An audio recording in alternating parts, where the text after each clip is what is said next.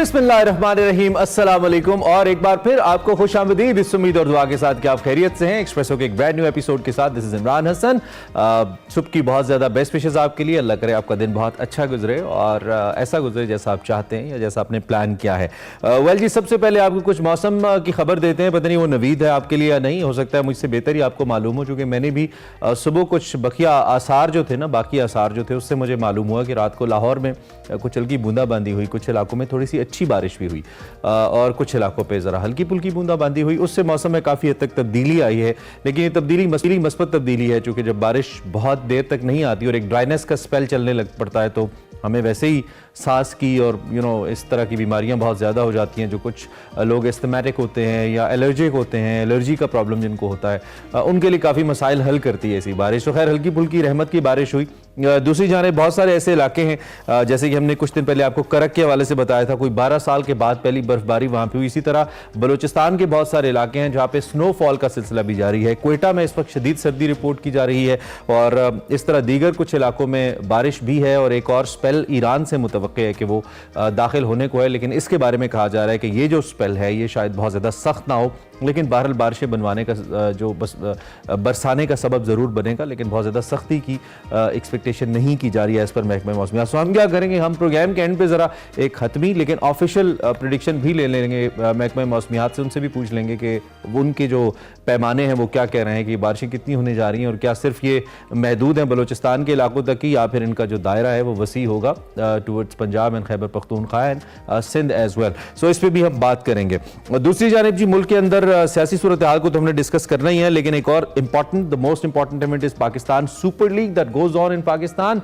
और उस पर कल फाइनली कहते हैं ना, कुफ्र टूटा खुदा खुदा करके। मैं तो इसको ये कह रहा हूँ, कुछ लोग कह रहे हैं कि बहुत देर की मेहरबान आते आते, लेकिन कल पहली फतह बहरहाल नसीब हुई। को बहुत कन्विंसिंग विन नहीं थी लाहौर कलंदर्स के लिए, लेकिन जीत तो जीत होती है ना। कहते हैं कि हार जो है वो यतीम होती है, उसका कोई बाप नहीं होता, और जीत को सभी ओन करते हैं। सो जीत तो सबकी होती है। तो जनाब जीत हो गई कल और ज़बरदस्त तरीके से कल फाइनली एक जीत का तोहफा देने में कामयाब हुई लाहौर कलंदर्स। महज 165 रन का बिलीव हदफ था। मैं पूरा मैच तो नहीं देख पाया, थोड़ा बहुत फॉलो कर रहा था, लेकिन बड़ा अलार्मिंग है इस्लामाबाद यूनाइटेड के लिए अगर वो तकरीबन 8 साढ़े 8 की औसत से रन चेस नहीं कर सके कल।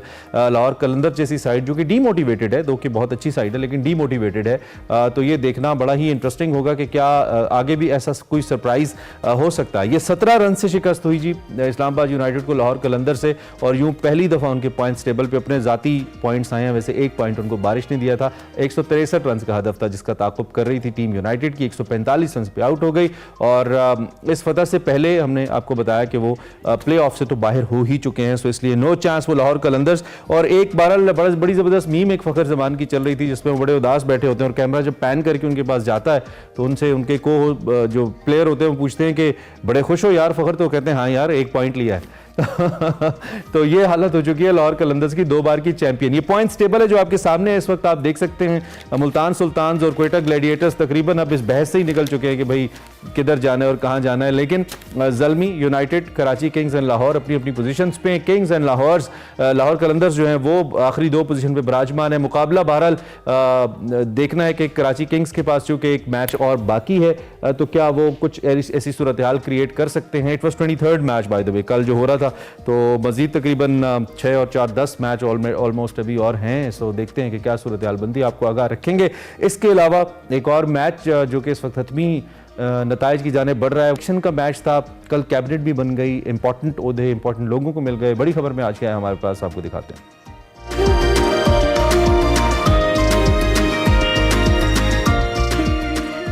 Welcome back.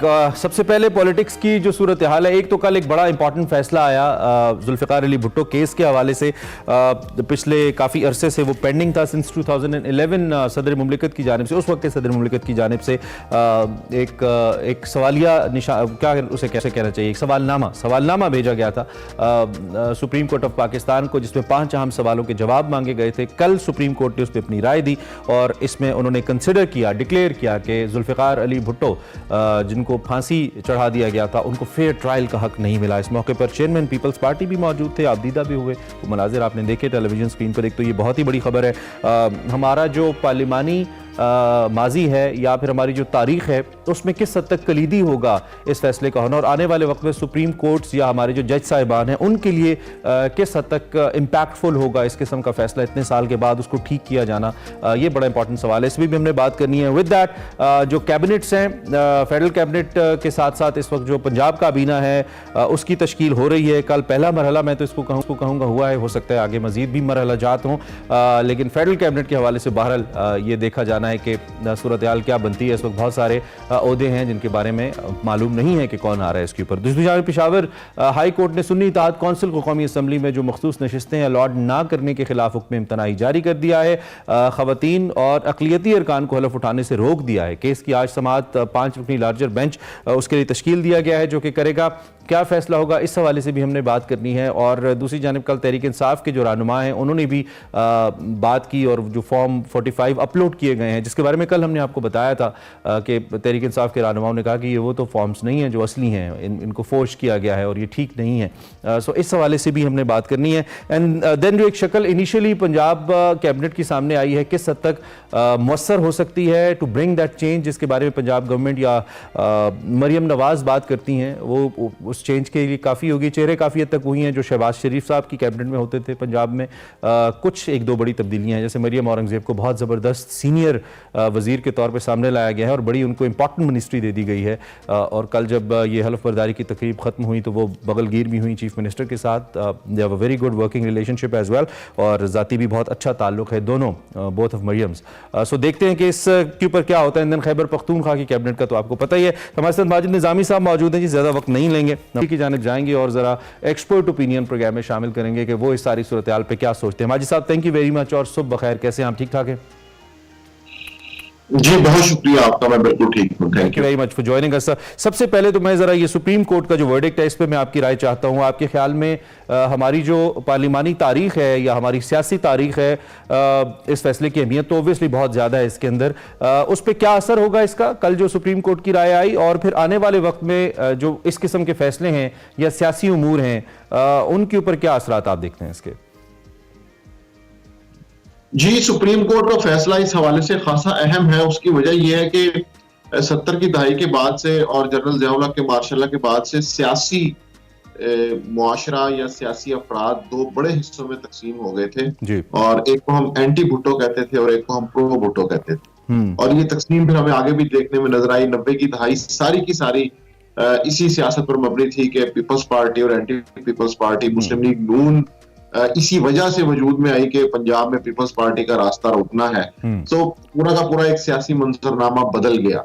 और अब जब सुप्रीम कोर्ट की जानिब से राय आई है और ये पता चला है, लोग तो बहरहाल इससे पहले भी सवालिया निशान उठाते थे, लेकिन उनके ऊपर मोहर तस्दीक जो सख्त की गई है पाकिस्तान के सबसे आला अदालती इदारे की जानिब से, उससे ये पता चलता है कि कई ऐसे फैसले पाकिस्तानी तारीख में हो चुके हैं जो मुतनाज़िया थे, जिन्हें नहीं होना चाहिए था लेकिन उन्हें कबूल किया गया। अब इस सारे मामले को अगर हम मौजूदा सियासी हालात के साथ रिलेट करके देखें तो फिर ये समझने की कोशिश हमें करनी चाहिए कि क्या आज जो लोग ये इल्जामात लगा रहे हैं या आज जो लोग ये सारा कुछ बर्दाश्त कर रहे हैं, क्या इसके ऊपर भी कुछ सवालिया निशान होगा या नहीं होगा? क्या आज के फैसले इंसाफ पर मबनी होंगे या नहीं होंगे, या इनको भी आज से 30-40 साल बाद इंसाफ मिलेगा? सो हम कौमें और मुआशरे इसी तरह ही सीखते हैं कि वो अपनी गलतियों का जायजा लें, उन्हें दुरुस्त करें और आइंदा वैसी गलतियां ना करें, तो तभी कौमें आगे बढ़ती हैं। ठीक कह रहे हैं। अच्छा, एक तो थोड़ा सा आपकी इजाजत से जरा ये जो मौजूदा पोजीशन बन रही है पार्टीज की, नून लीग इस वक्त 123 नशिस्तों के साथ सबसे बड़ी जमात है। नाजरीन आपकी इन्फॉर्मेशन के लिए पीपल्स पार्टी 73, MKM, इसके अलावा काफ लीग है, IPP है, इसके मुख्तलिफ अराकीन हैं। सो ये जो इस वक्त पार्टी पोजीशन हतमी तौर पे सामने आई है, इस पर भी थोड़ी सी हम बात कर लेते हैं। भाई साहब, एक तो ये जो सीटों की तकसीम है, ये बड़ा एक कहना चाहिए कि एक ऐसा मामला रहा है जिसपे इबहम था और फिर जो सुन्नी इत्तेहाद कौंसिल उसको उसकी सीट्स नहीं मिली। इनफैक्ट पेशावर में भी उनके लिए सूरत हाल थोड़ी चैलेंजिंग हो गई है। ये जो पोजीशन अब पार्टीज की बन रही है, इन नंबर्स को आप कैसे देखते हैं? ये मजमूई तौर पे जो हुक्मरान इत्तेहाद की तादाद है वो तकरीबन 230 बनती है और ये 2/3 अक्सरियत है। इस पे क्या कहेंगे आप? जी, ये इलेक्शन कमीशन के फैसले से बिल्कुल इख्तलाफ किया जा सकता है और उसके बाद जो सूरत हाल बनी है वो खासी मैं तो कहूंगा मज़ाक़ खेज है। उसकी वजह ये है कि खैबर पख्तूनख्वा से जहां से पीटीआई क्लीन स्वीप करके आई है, वहां की सारी मखसूस नशीस्तें 6-7 एमएनएज वाली 3 पार्टीज को बांट दी गई हैं। मुस्लिम लीग नून, जेयूआई और पीपल्स पार्टी, इनके टोटल वहां से 6 या 7 एमएनएज हैं, तो वो सारी की सारी सीट्स उनको दे दी गई हैं। इसी तरह पंजाब के अंदर 57 आउट ऑफ 66, 66 में से 57 सीटें मुस्लिम लीग नून को दे दी गई हैं खवातीन की। सो जब ये सारी चीजें सामने आ रही हैं तो इससे उस फैसले से कोई थोड़ा सा इख्तलाफ जरूर किया जाना चाहिए कि ये सिचुएशन क्या बन रही है कि आपके अरकान असम्बलियों में मौजूद हैं, उनकी तादाद कहीं पे 100 से ज्यादा है, कहीं पे 90 से ज्यादा है, लेकिन उनकी जगह उसको अदम तवाजुन का शिकार बना दिया गया असम्बलियों को। सो इसके ऊपर अगर तो ये फैसला होता कि वो सीटें सिर्फ सुन्नी इत्तेहाद कौंसिल को या तहरीक इंसाफ को नहीं दी जानी और उन सीटों को बिल्कुल मुकम्मल नहीं किया जाएगा, तो फिर भी ये फैसला समझ में आता था। लेकिन जब उन सीटों को शिफ्ट किया गया तो उससे एक खासी एम्बैरसिंग, मैं तो कहूंगा, सूरत हाल पैदा हो गई है कि एक ऐसी जमात जिसने 5 एमपीएस जीते हैं जनरल इलेक्शन में, उनको 10 सीटें मिल रही हैं। तो इस तरह से जब हम इसको मजमूई तौर पे देखते हैं तो ये सिचुएशन ऐसी है कि जिससे बिल्कुल इख्तलाफ किया जा सकता है। तो इसलिए अब पेशावर हाई कोर्ट इसका जायजा लेगा और पीपल्स पार्टी की जानिब से भी ये सुनने में आया कि शायद वो इस बात पर गौर कर रहे हैं कि ये वाली जो अब मुमकिन सूरत हाल है, इसमें हमें ये सीट्स लेनी भी चाहिए या नहीं लेनी चाहिए। ये मैं अगला सवाल आपसे, मैं अगला सवाल यही पूछने वाला था कि एक तासुर और एक राय ये मौजूद है कि अगर सीटें इलेक्शन कमीशन की जानिब से मिल भी रही हैं तो इन जमातों को इखलाकी तौर पर ये सीटें नहीं लेनी चाहिए। खैर, हमारी सियासत कितनी कोई इखलाकियात के मुतकाजी है या कितनी मुतहम्मिल है इखलाकियात की, वो तो हमें मालूम ही है, लेकिन उसके बावजूद क्या आप इस राय से मुत्तफिक हैं कि इखलाकी तौर पर नहीं लेनी चाहिए थी इन बड़ी जमातों को सुन्नी इत्तेहाद काउंसिल या तहरीक इंसाफ की मखसूस नशिस्तें? जी बिल्कुल, आपने अपने सवाल में ही इसका जवाब दे दिया कि असूली और अखलाकी मायारात पाकिस्तानी सियासत के मुख्तलिफ हैं और इसलिए किसी भी जमात की जानिब से इसके ऊपर कोई बात नहीं की गई। सब ये खुश हैं कि परसेंटेज का कोटा कम हो गया है। पहले 4.4 पे अगर एमएनए की सीट मिल रही थी तो अब 2.8, 2.9 पे आ गई है। एमपीए की सीट 0.7 पे आ गई है। तो वो सियासी जमातों के पास तो नंबर बहुत ज्यादा है। जिस तरह मैंने आपको बताया कि पंजाब असम्बली में 66 में से 57 सीटें मुस्लिम लीग नून के पास चली गई हैं। तो देखिए, असूल और कायदा तो एक बिल्कुल मुख्तलिफ चीज है, लेकिन जैसा कि यहाँ पे बात हो रही है, ये खासा मेरा ख्याल है कि अखलाकी मायारात के हवाले से इस फैसले पे तनकीद होती रहेगी।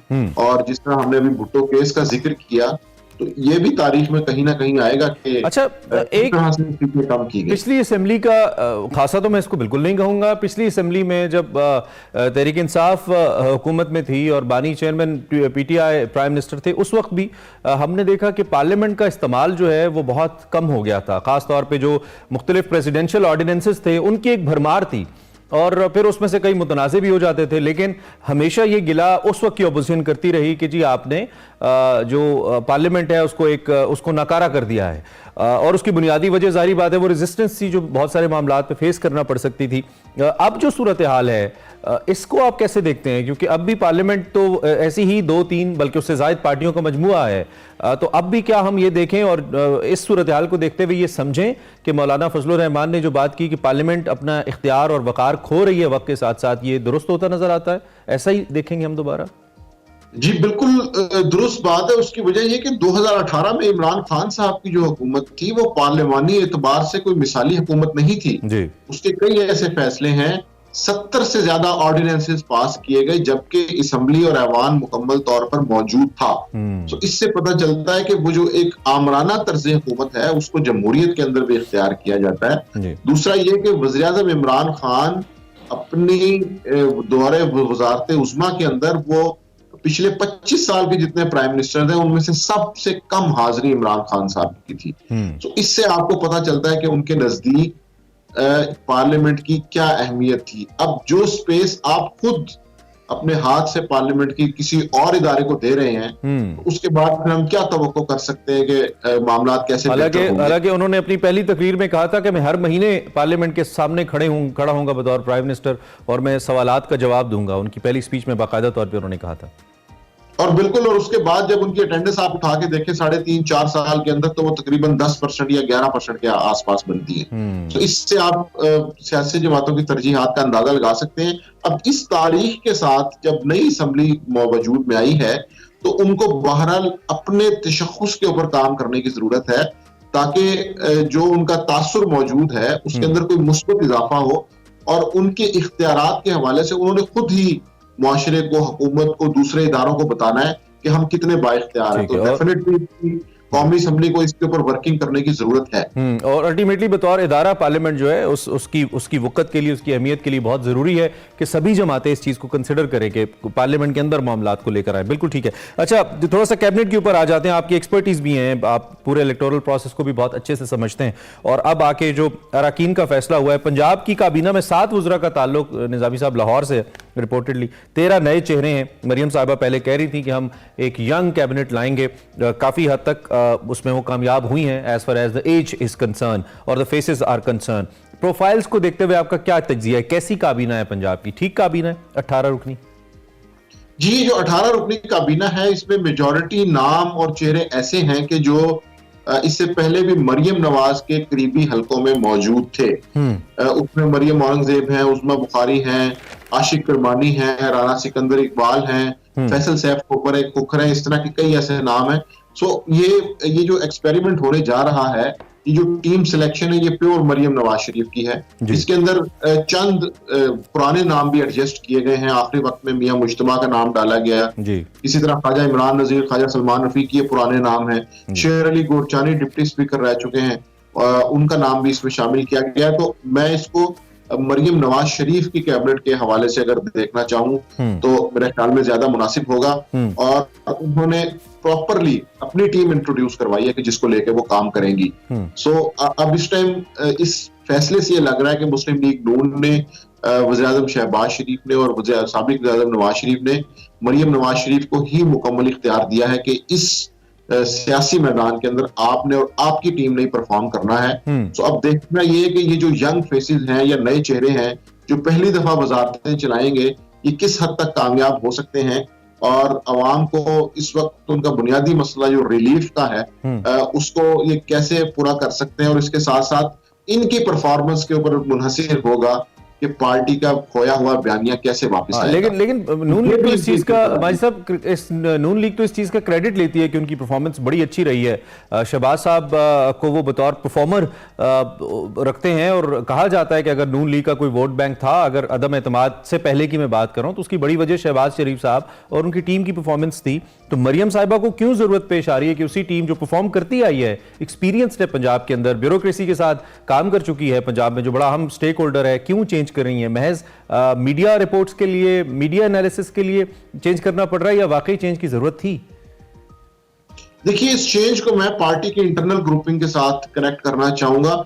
ये मरियम नवाज शरीफ आहिस्ता आहिस्ता पार्टी केडर्स के अंदर अपनी जगह बना रही है। पहले उन्होंने लाहौर की तंजीम जो है उसको चेंज किया, फिर लाहौर के एमपीएज एमएनएज का फैसला उन्होंने खुद किया। तो अब जब वो पंजाब की सतह पे आई हैं, तो उन्होंने हमजा शहबाज शरीफ की टीम, वज़ीर-ए-आज़म शहबाज शरीफ की टीम, उनको थोड़ा सा साइड पे किया है और वो अपने लोगों के साथ काम करना चाह रही हैं। तो इसको मैं ये पार्टी की इंटरनल सिचुएशन से भी कनेक्ट करना चाहूंगा कि वो अपना ग्रुप लेके आना चाहती हैं और उसके साथ वो काम करना चाहती हैं। और यही बुनियादी वजह। आपने हमजा शहबाज फैक्टर का खुद जिक्र किया, असरअंदाज हो सकता है मरियम साहिबा के फैसलों पर, क्योंकि कुछ जो सियासी पंडित हैं, जो कुछ तज्जियाकार हैं, वो इससे पहले ये कहते रहे हैं कि there is a competition in between these two cousins. दो के इन्होंने बहुत सारे मौके पे अपने एक दूसरे के साथ खड़े होकर एक दूसरे के साथ उस तरह के जेस्चर्स दिए कि जिससे तकसीम का कोई एहसास ना हो। लेकिन सिंस हमजा साहब is no more a chief minister, he is been chief minister for few days, और अब उनके वालिद साहब प्राइम मिनिस्टर हैं, तो ये फैक्टर कहीं ना कहीं असरअंदाज हो सकता है या होगा आपके ख्याल में?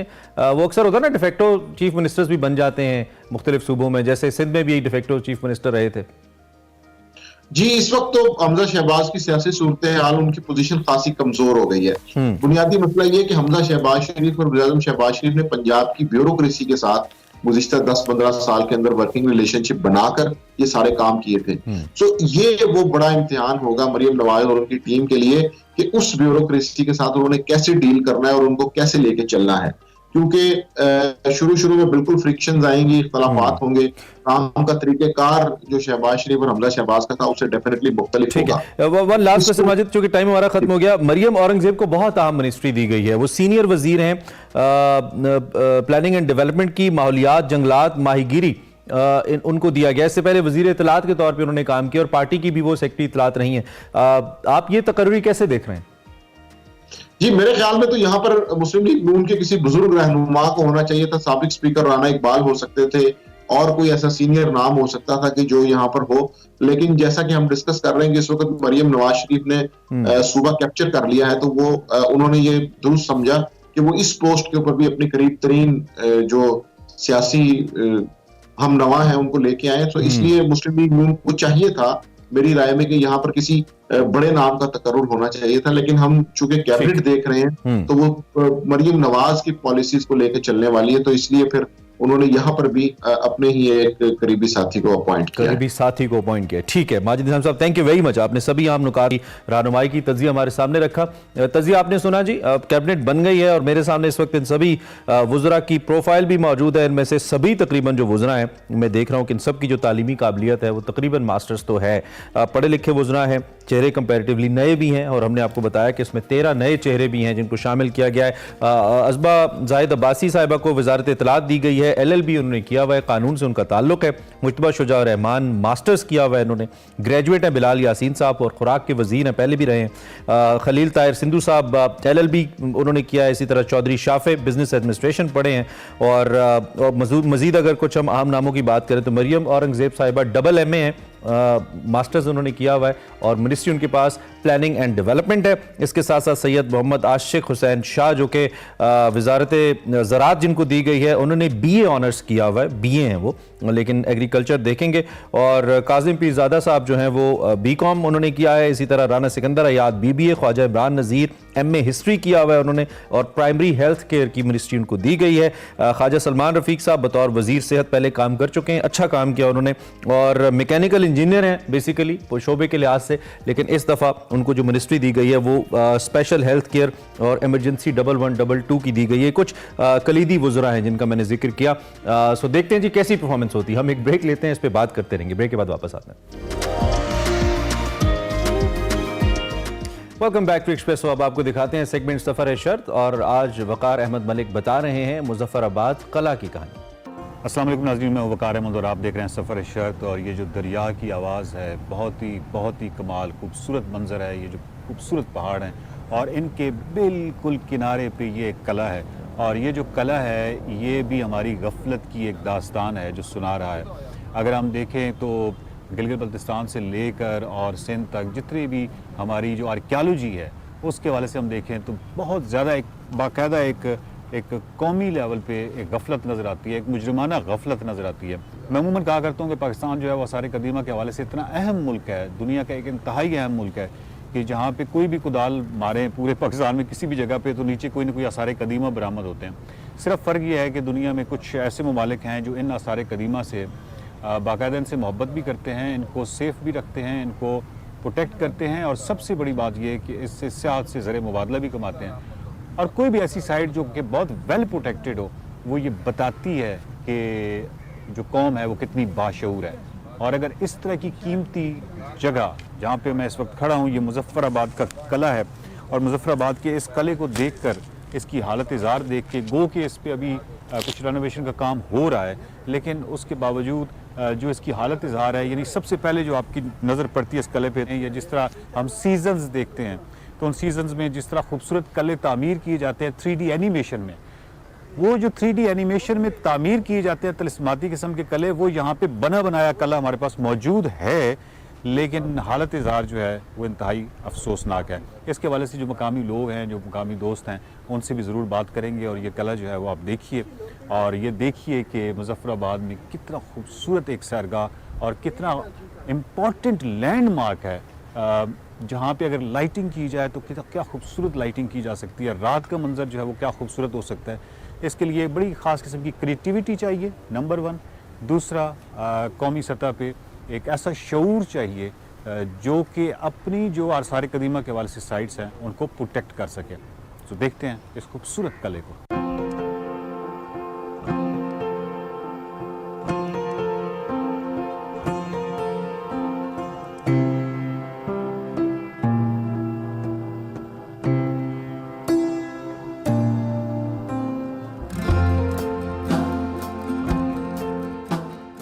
हमारे साथ फैसल जमील काश्मीरी साहब हैं जो कि यहाँ पे सोशल एक्टिविस्ट हैं। ये बताइए कि ये जो कला है इसको जब हम देखते हैं बाहर से, जब रोड पे आ रहे होते हैं तो बड़ी देवमालाइया, बड़ी खूबसूरत है, बहुत खूबसूरत है।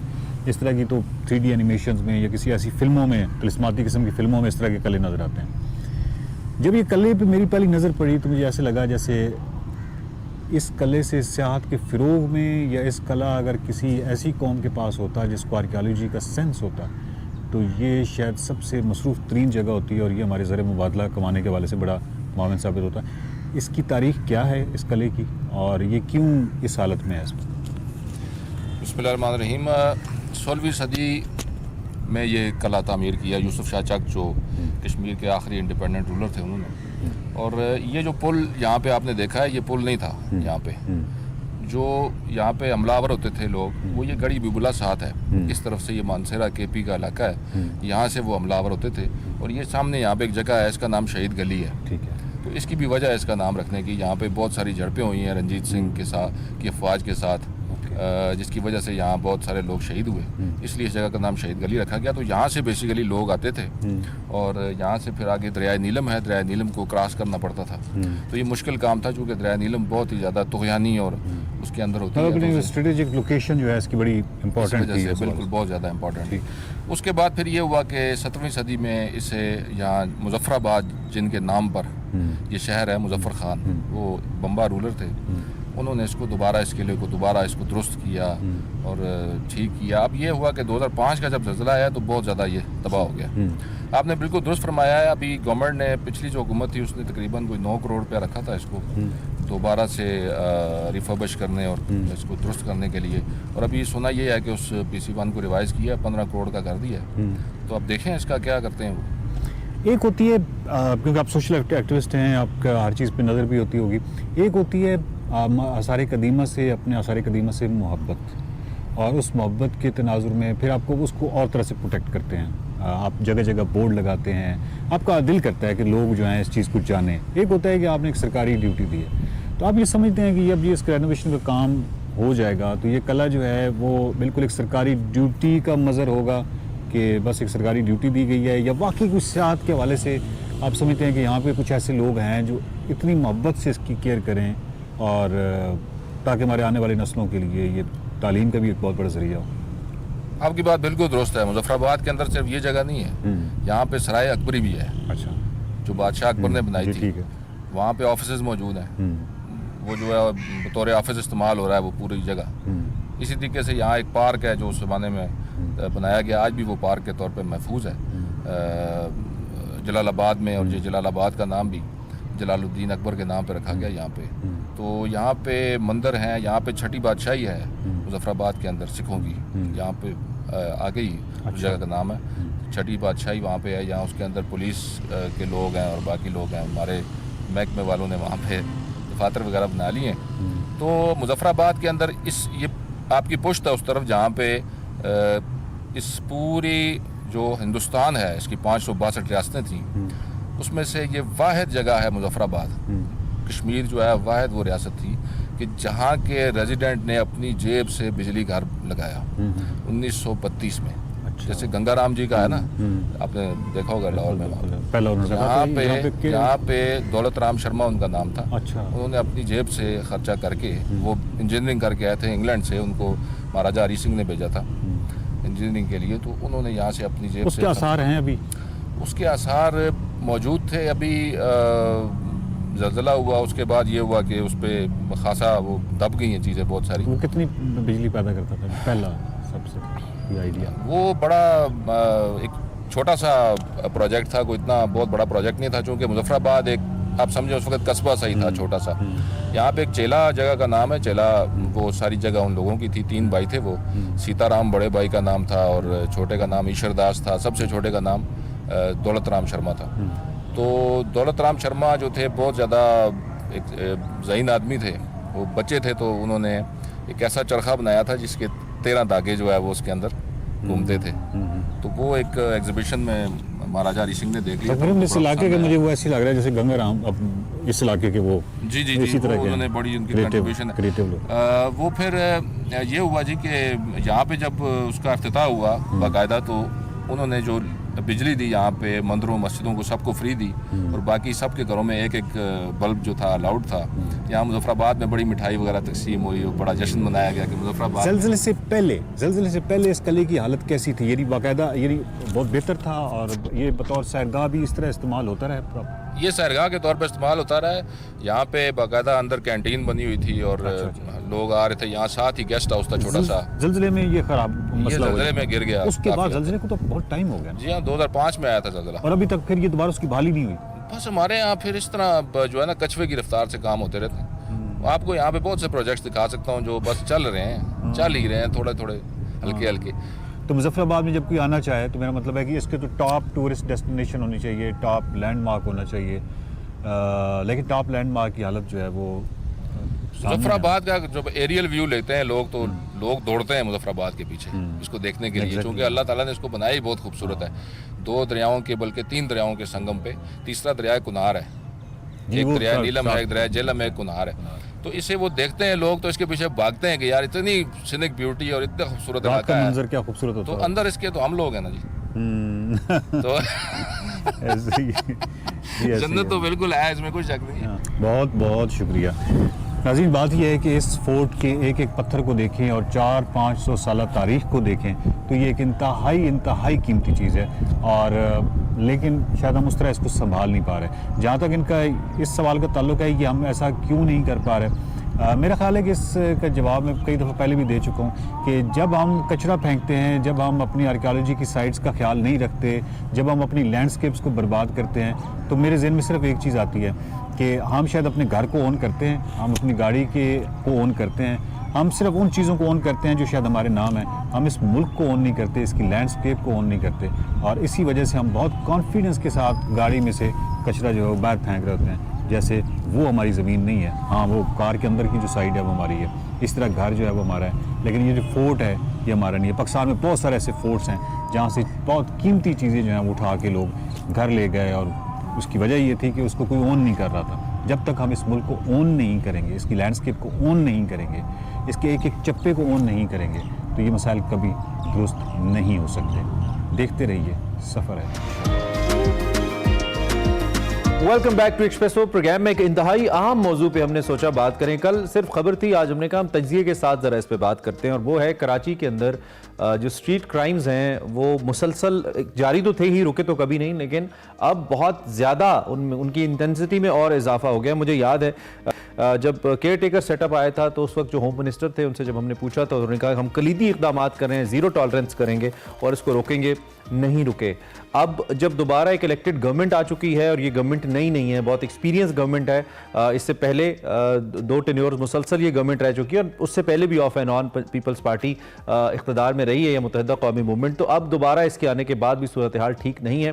थोड़ा सा अगर मैं आपको रिसेंट कुछ एक्टिविटीज़ के बारे में बताऊँ तो 2 रोज़ कबल कराची में डाकुओं ने कीमती जान ले ली। हर जान कीमती है, लेकिन 2 रोज़ कबल एक वाक़या जो हम बता रहे हैं, कुरंगी अल्लाह वाला टाउन में 2 बेरहम डाकू मैं कहूँगा, उन्होंने एक नौजवान लारेब उससे मोबाइल छीनने की कोशिश की, और रिपोर्टेडली वो एक अकाउंट्स के ऊपर किताब लिख रहा था, अकाउंटिंग के ऊपर, और उस मोबाइल के अंदर उसका डाटा मौजूद था। अगले दिन या उससे एक दिन बाद उस किताब की तकरीबी रूनुमाई थी, उसने मोबाइल देने से इनकार किया, जिम जाने के लिए घर से निकला था, और उन्होंने मौके पर ही उसको शूट किया, और जिसमें उसके हेड शॉट की वजह से उस नौजवान की वहीं पे डेथ हो गई। ये जो लारेब है निजी एक यूनिवर्सिटी के अंदर BBA फाइनल्स का तालिब इल्म था, और इसकी आइंदा बरस शादी भी थी, यानी कि एक नौजवान आदमी था। और इस तरह के कई वाक़यात हैं। तफ्तीश का आगाज़ हुआ है, होता है, लेकिन उसके बावजूद ना तो कोई अंजाम तक पहुँचते हैं ऐसे वाक़यात, और ना ही ऐसे सिलसिले रुकते हैं। इसी तरह कुरंगी का इलाका है एक वीटा चुरंगी, यहाँ पर एक डकैती की मज़ामत एक और शख्स मारा गया। हम आए दिन देखते हैं आप अगर सिर्फ यूट्यूब पे या ट्विटर पे जाके सर्च करें कि कराची स्नैचिंग या कराची स्नैचिंग लेटेस्ट या रिसेंट इवेंट्स, आप हैरान हो जाएंगे कि इतनी वीडियोस खुलती हैं, चेहरे पहचाने जा रहे होते हैं, लोग सामने लूट रहे होते हैं, कोई नहीं पकड़ा जाता। वजह क्या है, इसको जानने की कोशिश करते हैं। And farmer care taker home minister हमारे साथ मौजूद हैं, उन्हीं से हम बात करते हैं, ब्रिगेडियर हारिस नवाज साहब। उनसे पूछें कि उन्होंने जब ये ओहदा संभाला तो कौन से ऐसे हकायक हैं जो उन्होंने देखे, क्यों हुकूमतें काबू नहीं कर पाती। केयर टेकर सेटअप तो आर्जी होता है, लेकिन जो मुस्तकिल हुकूमतें हैं वो भी क्यों नहीं, इसकी इंटेंसिटी तक में कमी क्यों नहीं ला पाती, इसी पे हमने बात करनी है। ब्रिगेडियर साहब, thank you very much for joining us. मुझे याद है जब आपने ये बड़ा अहम ओहदा संभाला था केयर टेकर सेटअप के अंदर, तो आपने कहा था कि हमारी जीरो टॉलरेंस है, हम इस पे काम करेंगे और इंशाल्लाह इसको हम रोकेंगे और उखाड़ेंगे। लेकिन ये सिलसिला न सिर्फ रुका नहीं बल्कि मजीद बढ़ गया है। अब इलेक्टेड गवर्नमेंट आ गई है, आपकी क्या रिसर्च रही, क्या इंफॉर्मेशन रही, क्या स्टडी रही? आपने फौज के अंदर भी आला ओहदों पे सर्व किया है, क्यों नहीं कराची के स्ट्रीट क्राइम से काबू हो पाता अब तक, क्या वजह है? इमरान, देखें, बात यह है कि वी मस्ट अंडरस्टैंड कि एक तो सोशो इकोनॉमिकल प्रॉब्लम बड़ी सख्त है पूरे मुल्क के अंदर है, बट से Karachi being a big city यहाँ उससे ज्यादा है। फिर यहाँ पर तमाम सूबों से लोग आए हुए हैं, उसके अंदर वन इमिग्रेंट्स हैं, ड्रग्स का यूज हो रहा है, फिर उसके बाद आपके पास स्मगलिंग है, और फिर पोस्टिंग जो होते खास तौर पे जब पॉलिटिकल प्रेशर होते हैं कुछ लोगों को अपनी वो आप सफारश में पोस्टिंग भी देते हैं। लिविंग अपार्ट जब हम आए थे, यकीन करें, हमने कोई ओवर 100 डिकॉइट्स को मारा है स्नैचिंग के ऊपर फायरिंग करके। इसी तरीके से तकरीबन इससे ज्यादा लोगों को हमने जख्मी किया डिकॉइट्स को। प्रॉब्लम थी थर्ड ये थी कि जब केस बनते थे तो वो 10-15 दिन के बाद उनको छोड़ दिया जाता था, बेल हो जाती है। इन्वेस्टिगेशन में ये शुरू कर दिया जी कि उनके हमने पहले डाटा डाला कि जी ये पहली दफा कितनी दफा इसको सजा चुकी है, ताकि कम से कम जब उसको देखे तो कहे जी ये हैबिचुअल ऑफेंडर है, उसको लंबी सजा दी, जो कि 5 से 7 साल कैश रिकॉर्डिंग के ऊपर दी जा सकती है। लेकिन 15-20 दिन में छोड़ देना, वो दिन इंकरेज होते थे, बाकी भी इंकरेज होते थे, दोबारा जाते थे। फिर उसके बाद के लिए ये वजूहत हैं जिसकी वजह से ये होते हैं। अब आप देखें पिछले 10 साल से 12 साल से जॉब, सरकारी जॉब के ऊपर बैन लगा हुआ, कोर्ट स्टे दे देते हैं। I mean I feel honestly, मैं आपको बताऊं, the biggest hurdle in elimination corruption from Pakistani judiciary, छोटे स्टे दे देते हैं। ये वो कह दी कि भी प्रमोशन आ रहा है, स्टे लग गया, फिर 2 साल गुजर गए। ये जवान बच्चे जो ग्रेजुएशन करते हैं और उसके बाद उनके बूढ़े होते हैं, बहन की शादी करनी होती है, भाई की तालीम करनी होती है, जॉब नहीं है, तो वो करेगा। इसमें साहब कतई कलामी की बात, इसमें भी फिर 2 वजूहात है ना। एक तो या हम ये कहें कि कानून में सुकम है, कानून वीक है, कानून वैसा है नहीं जो अदालत को इस पर मजबूर करे या मुसर अदालत के वो सख्त सजा दे। एक ये हो सकता है, और दूसरा प्रोसिक्यूशन की वीकनेस है, पुलिस प्रूव ही नहीं करती, पुलिस मेहनत ही ना करे तो कोर्ट के सामने तो जो एविडेंस आएगा कानून के मुताबिक, पुलिस जितनी एफर्ट करेगी, आप मुझसे बहुत बेहतर समझते हैं, उसके मुताबिक कोर्ट को हेल्प होगी कि वो डिसीजन ले। जब पुलिस इन केसेस के अंदर उस तरीके से दिलचस्पी नहीं लेगी, इसको एक रूटीन मैटर समझ लेगी, और हमने खुद देखा है कराची में रहते हुए कि पास पुलिस खड़ी होती है, लोग लुट रहे होते हैं, जो पुलिस के पास जाते हैं तो कहते हैं यार ये तो चलता ही रहता है, आपको पता है अब कहां गया वो मोबाइल मिलता है या मोटर बाइक मिलता है। तो ये 2 अलग अलग शोबे हैं। आप ज्यादा समझते हैं कि कानून वीक है या प्रोसिक्यूशन के ज्यादा मसाइल हैं? देखिए, कानून प्रॉपर है, उसकी इम्प्लीमेंटेशन नहीं। इन्वेस्टिगेशन ऑफिसर्स 100%, हमने दोबारा ट्रेनिंग कराई आईजी पुलिस ने, और हमने वो इन्वेस्टिगेटर्स के इंसेंटिव रखा कि जिसको जो की इन्वेस्टिगेशन सजा होगी उसको हम इंसेंटिव देंगे। फिर उसको हमने 10,000 रुपए एडिशनल उसकी सैलरी बढ़ा दी कि चलो इसमें वो काम करेगा। अच्छा। लेकिन इन्वेस्टिगेशन और एक prosecutor, this is a main problem हमारे पास है। हमने यहाँ तक इन्वेस्टिंग करके फिर प्रोसिक्यूटर को आप इसको दोबारा स्क्रूटनाइज करो, कहाँ पे कम है, कहाँ पर कमजोरी है, उसको दोबारा ठीक करो, फिर डालो। लेकिन इतना सिस्टम खराब हो चुका है, मुझे यकीन करें, आई वाज हाईली डिसअपॉइंटेड कि ये किस कह जाए। पुलिस में भी भर्तियां जो अभी नई हमने की हैं, ये केयर टेकर में यकीन आईबीएस से इनके टेस्ट करवाए, उसके बाद हमने आउटसोर्स किया कि जो इनके फिजिकल टेस्ट भी वो भी पुलिस नहीं करेगी, बाहर से किए जाएंगे। उसके बाद हमने बेस्ट ऑफ द बेस्ट को हमने रख के अभी 25,000 आईजी पुलिस ने नए भर्ती किए, हम कर रहे हैं। लेकिन जब पॉलिटिकल इन्फ्लुएंस होता है उसमें आपके अपने हार कोटा दे दिए कि फलां एमएनए को आपने 50 पे। ये तो बुनियाद है इस चीज की। लेकिन यहाँ पे एक ये भी तो नुक्ता है ना कि इसी सेटअप के अंदर रेंजर्स ने, पैरामिलिट्री ने हमारी, न सिर्फ स्ट्रीट क्राइम्स को काफी हद तक खत्म किया तकरीबन ख़त्म किया, मैं अगर कहूँ तब भी गलत नहीं होगा।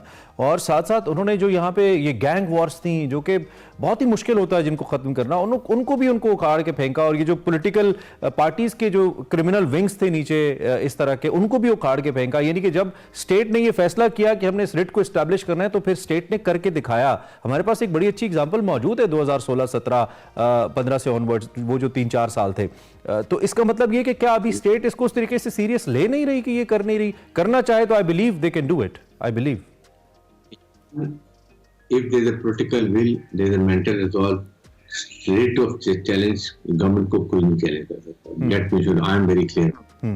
ठीक है, के लिए अभी भी हमने रेंजर्स हमने निकाली हुई थी, पुलिस रात को पेट्रोलिंग कर रही थी, हमने कच्चे में इतने ऑपरेशन किए हैं जाके वहां पर, इतने हमने जो अब्डक्शन हुई रैंसम विदाउट वापस ला के दिए हैं, और रेंजर्स ने पुलिस ऑपरेशन किए कच्चे में जाके बहुत ज्यादा किए हैं हमने।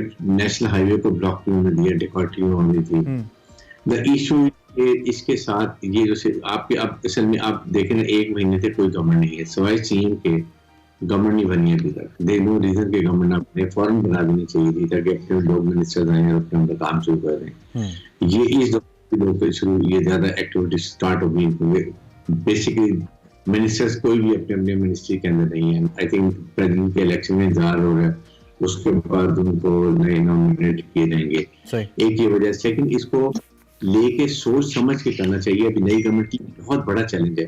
Drugs is basic factor. रात को ये अफगानीज और ये लोग ड्रग्स के नशे में निकलते हैं और उसके बाद they don't know what they are doing. और इतना जुल्म है बच्चों को, इससे माँ बाप के लिए it is a really very ठीक है। इंशाल्लाह किसी और नशिस्त में हम मजीद भी इस पे बात करेंगे चूंकि वक्त कम है, लेकिन हमने कुछ इसका अहाता करने की कोशिश की है। थैंक यू वेरी मच हमें ज्वाइन किया और वक्त निकाला। ब्रिगेडियर रिटायर्ड हारिस नवाज साहब, care taker home minister farmer, हमारे साथ मौजूद थे। कराची स्ट्रीट क्राइम्स की हम बात कर रहे थे। अभी तक हुकूमत मुसलसल नाकाम रही है इसको रोकने में। देख लेते हैं। Welcome back to Expresso. एक और इंतहाई अहम मौजू और वो है मईशत के हवाले से। Espresso has its on different colours और हम कोशिश करते हैं कि हम सभी अहम मौजूआत पे बात करें और मौसर बात करें। इस वक्त हम इकॉनमी पे बात करने जा रहे हैं। आपको मालूम है जो हुकूमत साजी का अमल है वो तकरीबन मुकम्मल हो चुका है। विफाक के अंदर भी तकरीबन मुकम्मल होने को है। विफाक के अंदर इस वक्त बहरहाल ये सवाल है कि कौन किस अहम वजारत के ऊपर बिराजमान होगा। सबसे अहम जो डिस्कशन हो रही है वो वजारत ख़जाना के हवाले से हो रही है और वजारत खारजा बिलखुसूस फोकस रखेंगे फाइनेंशियल मैटर्स को और इकोनॉमिक अफेयर्स को। सो देखते हैं कि उसके ऊपर ये ऊँट किस करवट बैठता है। दूसरी जानिब जी प्राइम मिनिस्टर शहबाज शरीफ साहब ने कहा है जी एक लम्हा भी ज़ाया करने को नहीं है, हमें फैसले करने होंगे, कलीदी फैसले करने होंगे। PIA की निष्कारी या दीगर जो हमारे महकमे हैं, हमारे इदारे हैं जो कि जिनको वाइट एलिफेंट्स कहा जाता है, for the longer period of time they are just eating our resources और कुछ उनकी प्रोडक्टिविटी नहीं है। इससे पहले मुझे याद है 2016-17 में एक अच्छी कोशिश की थी नून लीग ने अपनी हुकूमत के अंदर इनको प्राइवेटाइज करने की, जब जुबैर उमर साहब ने इस पर काफ़ी काम किया था। जो एवेल्युएशन प्रोसेस है उसके ऊपर भी काम हुआ था, लेकिन फिर हतमी जो फैसला होना था वो नहीं हुआ, सियासत की नज़र हुआ और फिर उसके बाद तब से लेकर अब तक भी हम तकरीबन 8 साल ज़ाया कर बैठे हैं, 7 साल ज़ाया कर बैठे हैं और ये इदारे मुसलसल पाकिस्तान के इंपॉर्टेंट रिसोर्सेज को खा रहे हैं। तो एक तो प्राइम मिनिस्टर ने इसका रोड मैप मांगा है, उसके अलावा जो FBR की ऑटोमेशन है इसके हवाले से उन्होंने उसको मंजूरी उसकी दी है। इसके बाद अब हुकूमत पाकिस्तान के लिए कौन से ऐसे एवेन्यूज़ हैं जिसपे परफॉर्मेंस का मार्जिन मौजूद है और कहाँ से आप अपने एक्सपेंसेस को कट करके जो बाकी आपकी रिक्वायरमेंट्स हैं उसको पूरा कर सकते हैं। जैसे कि अपनी इनिशियल स्पीच में भी प्राइम मिनिस्टर ने कुछ बड़े अहम चैलेंजेस का जिक्र किया था। 8,000 अरब आपको याद होंगे जो हमने डेट सर्विसिंग के लिए देने हैं और टैक्स की मद में हम तकरीबन 9-9.5 हज़ार अरब ले पा रहे हैं। हमारे साथ शहबाज राना साहब मौजूद हैं, मुझसे ये बातें बहुत बेहतर समझते हैं, हम उनसे बहुत सीखते हैं, उनकी खबरें भी बड़ी ऑथेंटिक होती हैं। तो हम ज़रा उनसे पूछते हैं, एक तो उनके पास अंदरूनी खाना खबरें क्या है और उसके अलावा उनका तजिया भी पूछते हैं। प्राइम मिनिस्टर ने जो इनिशियली कुछ मीटिंग्स कॉल की हैं उनको वो कैसे देखते हैं। शहबाज साहब सुबह खैर, बहुत शुक्रिया आपने हमें ज्वाइन किया। आप ठीक ठाक हैं? जी very good morning. Thank you very much for joining us sir. सबसे पहले हमें बिल्कुल ये जो इनिशियल मीटिंग्स होती हैं या ये जो प्रेजेंटेशंस होती हैं, ब्रीफिंग्स होती हैं, बड़ी इंपॉर्टेंट होती हैं और आपको कई बार इत्तेफाक हुआ होगा ऐसे नए वज़राए आज़म को आते देखकर उनको उनकी जो काम करने का वर्किंग स्टाइल है उसको मॉनिटर करने का। सबसे पहले तो आप इस पर अपना तजिया हमारे सामने रखिए, then will go to the privatisation factor. देखिए, जब शहबाज शरीफ साहब पहली दफा वज़ीर आज़म बने थे तो उन्होंने एक पुल का इफ्तिताह किया था इस्लामाबाद में। तो इस दफा उन्होंने पुल का इफ्तिताह नहीं किया। उनकी जो पहली मीटिंग थी 3 दिन पहले वो इकोनॉमी के ऊपर थी और इंटरनेशनल मॉनेटरी फंड के साथ जो हमारे इस वक्त जो टॉक्स हो रही हैं उसके हवाले से उन्होंने मीटिंग ली थी। तो ये उनकी प्रायोरिटी को डिटरमिन करने के लिए एक अहम इंडिकेटर है कि इस दफा उनकी जो ख्वाहिश है वो इकोनॉमी को ठीक करना, which is probably the right approach at this point in time, क्योंकि पाकिस्तान की इकोनॉमी के इस वक्त जो हालात हैं और कोई भी जो हुकूमत होती है उसके पास 6 माह से 1 साल से ज्यादा का वक्त नहीं होता जिसमें उसने तमाम अहम फैसले करने होते हैं। उसके बाद फिर जो पॉलिटिकल एक्सपीडियंसी आ जाती है, कॉम्प्रोमाइजेस होना शुरू हो जाती है, हुकूमत थोड़ी सी खुद फिजिकली जो है वो रिलैक्स करना शुरू कर देती है। ये जो एक टाइम होता है, इसी टाइम पे इन्होंने फैसले करने होते हैं और इनकी जो अगर आप 3 दिन की मीटिंग्स हुई हैं उसमें ज्यादातर अगर आप फोकस देखें 2 चीजों के ऊपर था। तो जो वो आउट ऑफ सिटी गए, आउट ऑफ सिटी गए, अब जहाँ पे जाके लोगों से मिले, पब्लिक वेलफेयर का मैसेज देने की उन्होंने कोशिश की। और इन हाउस जो उनकी मीटिंग्स हुई हैं वो प्राइमरीली उनकी इकोनॉमी और इकोनॉमी के अंदर टैक्सेशन, IMF और जो निजकरी के मसाइल हैं पाकिस्तान के, उसके हवाले से उन्होंने मीटिंग्स ली हैं। ठीक है। अच्छा, एक तो ज़बरदस्त आपने हमें बताया कि ये मीटिंग्स हुई हैं और इस पे डेफिनेटली इनिशियली ब्रीफिंग्स उनको ब्रीफ किया गया होगा कि हम कहाँ स्टैंड करते हैं। जो कुछ अहम फैसले हैं, ये बड़ा अच्छा इनिशिएटिव है ऑटोमेशन का, FBR का। बहुत अरसे से बात होती है, कुछ FBR ने कोशिशें भी की इसके लिए, इसको लोगों के लिए फ्रेंडली बनाने के लिए इक़दाम उठाए, लेकिन अभी तक टैक्स कल्चर पाकिस्तान में प्रमोट नहीं हुआ। और कुछ अहम शोबे हैं जिनका अक्सर, जिनमें हम रिटेल सेक्टर का जिक्र करते हैं, एग्रीकल्चर का, रियल एस्टेट का, वो उस तरीके से टैक्स नहीं हो पाए कि लोगों के लिए उस जानिब जाना थोड़ा मुश्किल और प्रोडक्टिव साइड पे खास तौर पे आना ज़्यादा आसान हो। इस तरह के फैसले क्या मियां साहब ले पाएंगे, और अगर ले पाएंगे तो इम्प्लीमेंटेशन किस हद तक होती देखते हैं आप?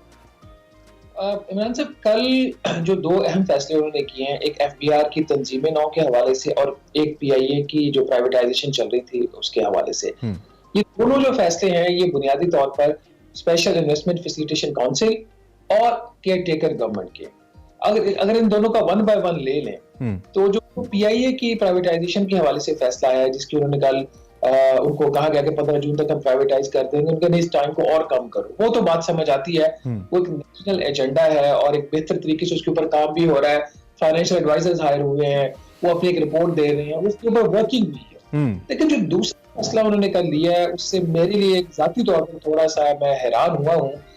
वो फैसला कोई मुझे इतना मुनासिब नहीं लग रहा। वो है FBR की तंजीम नौ। तंजीम नौ में मुझे जाती तौर पर कभी भी कोई इशू नहीं रहा, इसकी रिस्ट्रक्चरिंग होनी है, लेकिन जो ये प्लान पिछली केयर टेकर गवर्नमेंट ने बनाया था, ये अच्छा प्लान किसी भी सूरत में इसको नहीं कहा जा सकता। खुद जो केयर टेकर गवर्नमेंट के अंदर निगरान वज़रा थे, उन्होंने इसकी मुखालफत की थी, लेकिन इस प्लान को पुश किया गया और पुश करके इम्प्लीमेंट करने की केयर टेकर गवर्नमेंट ने कोशिश की। फिर इस्लामाबाद हाई कोर्ट ने उसको स्टे दे दिया। अब शहबाज शरीफ साहब ने उसको बड़ा कॉम्प्रिहेंसिवली डिस्कस तो किया, और डिस्कस करने के बाद ज्यादा जो डिस्कशंस भी हो रही थी वो former finance minister doctor Shamshad Akhtar meeting में मौजूद थी, उनसे हो रही थी। ओके। तो वो जो चीज जो एक इनके ऊपर थोपी गई है, उसको इन्होंने ना सिर्फ ओन किया कल और उसको अप्रूव भी किया है। अगर मैं आपसे पूछूं कि क्या आपको मसला लगता है, क्यों आप इस प्लान को ठीक नहीं समझते? इसमें 2-3 चीजें बड़ी बुनियादी। एक तो ये कि अगर PMLN का मैनिफेस्टो देखें, उसकी पहली कुर्बानी कल शहबाज शरीफ साहब ने दे दी। वो ये है कि इनके अपने इलेक्शन मैनिफेस्टो में ये था कि जो कस्टम डिपार्टमेंट है फेडरल बोर्ड ऑफ रेवेन्यू के अंदर, उसको अलहदा करके एक नई मिनिस्ट्री ऑफ इकोनॉमी बनाई जाएगी, जिसके अंदर 3-4 डिवीजन होगी, कॉमर्स होगी, इंडस्ट्री होगी, बोर्ड ऑफ इन्वेस्टमेंट होगा और कस्टम डिपार्टमेंट होगा। ये PMLN का मैनिफेस्टो था। इस खिलाफ वर्जी में या उसको एक साइड पे रखते हुए कल प्राइम मिनिस्टर ने जिस FBR की तंजीम नौ की मंजूरी दी है, वो जो तंजीम नौ की मंजूरी है वो केयर टेकर्स ने बनाई थी।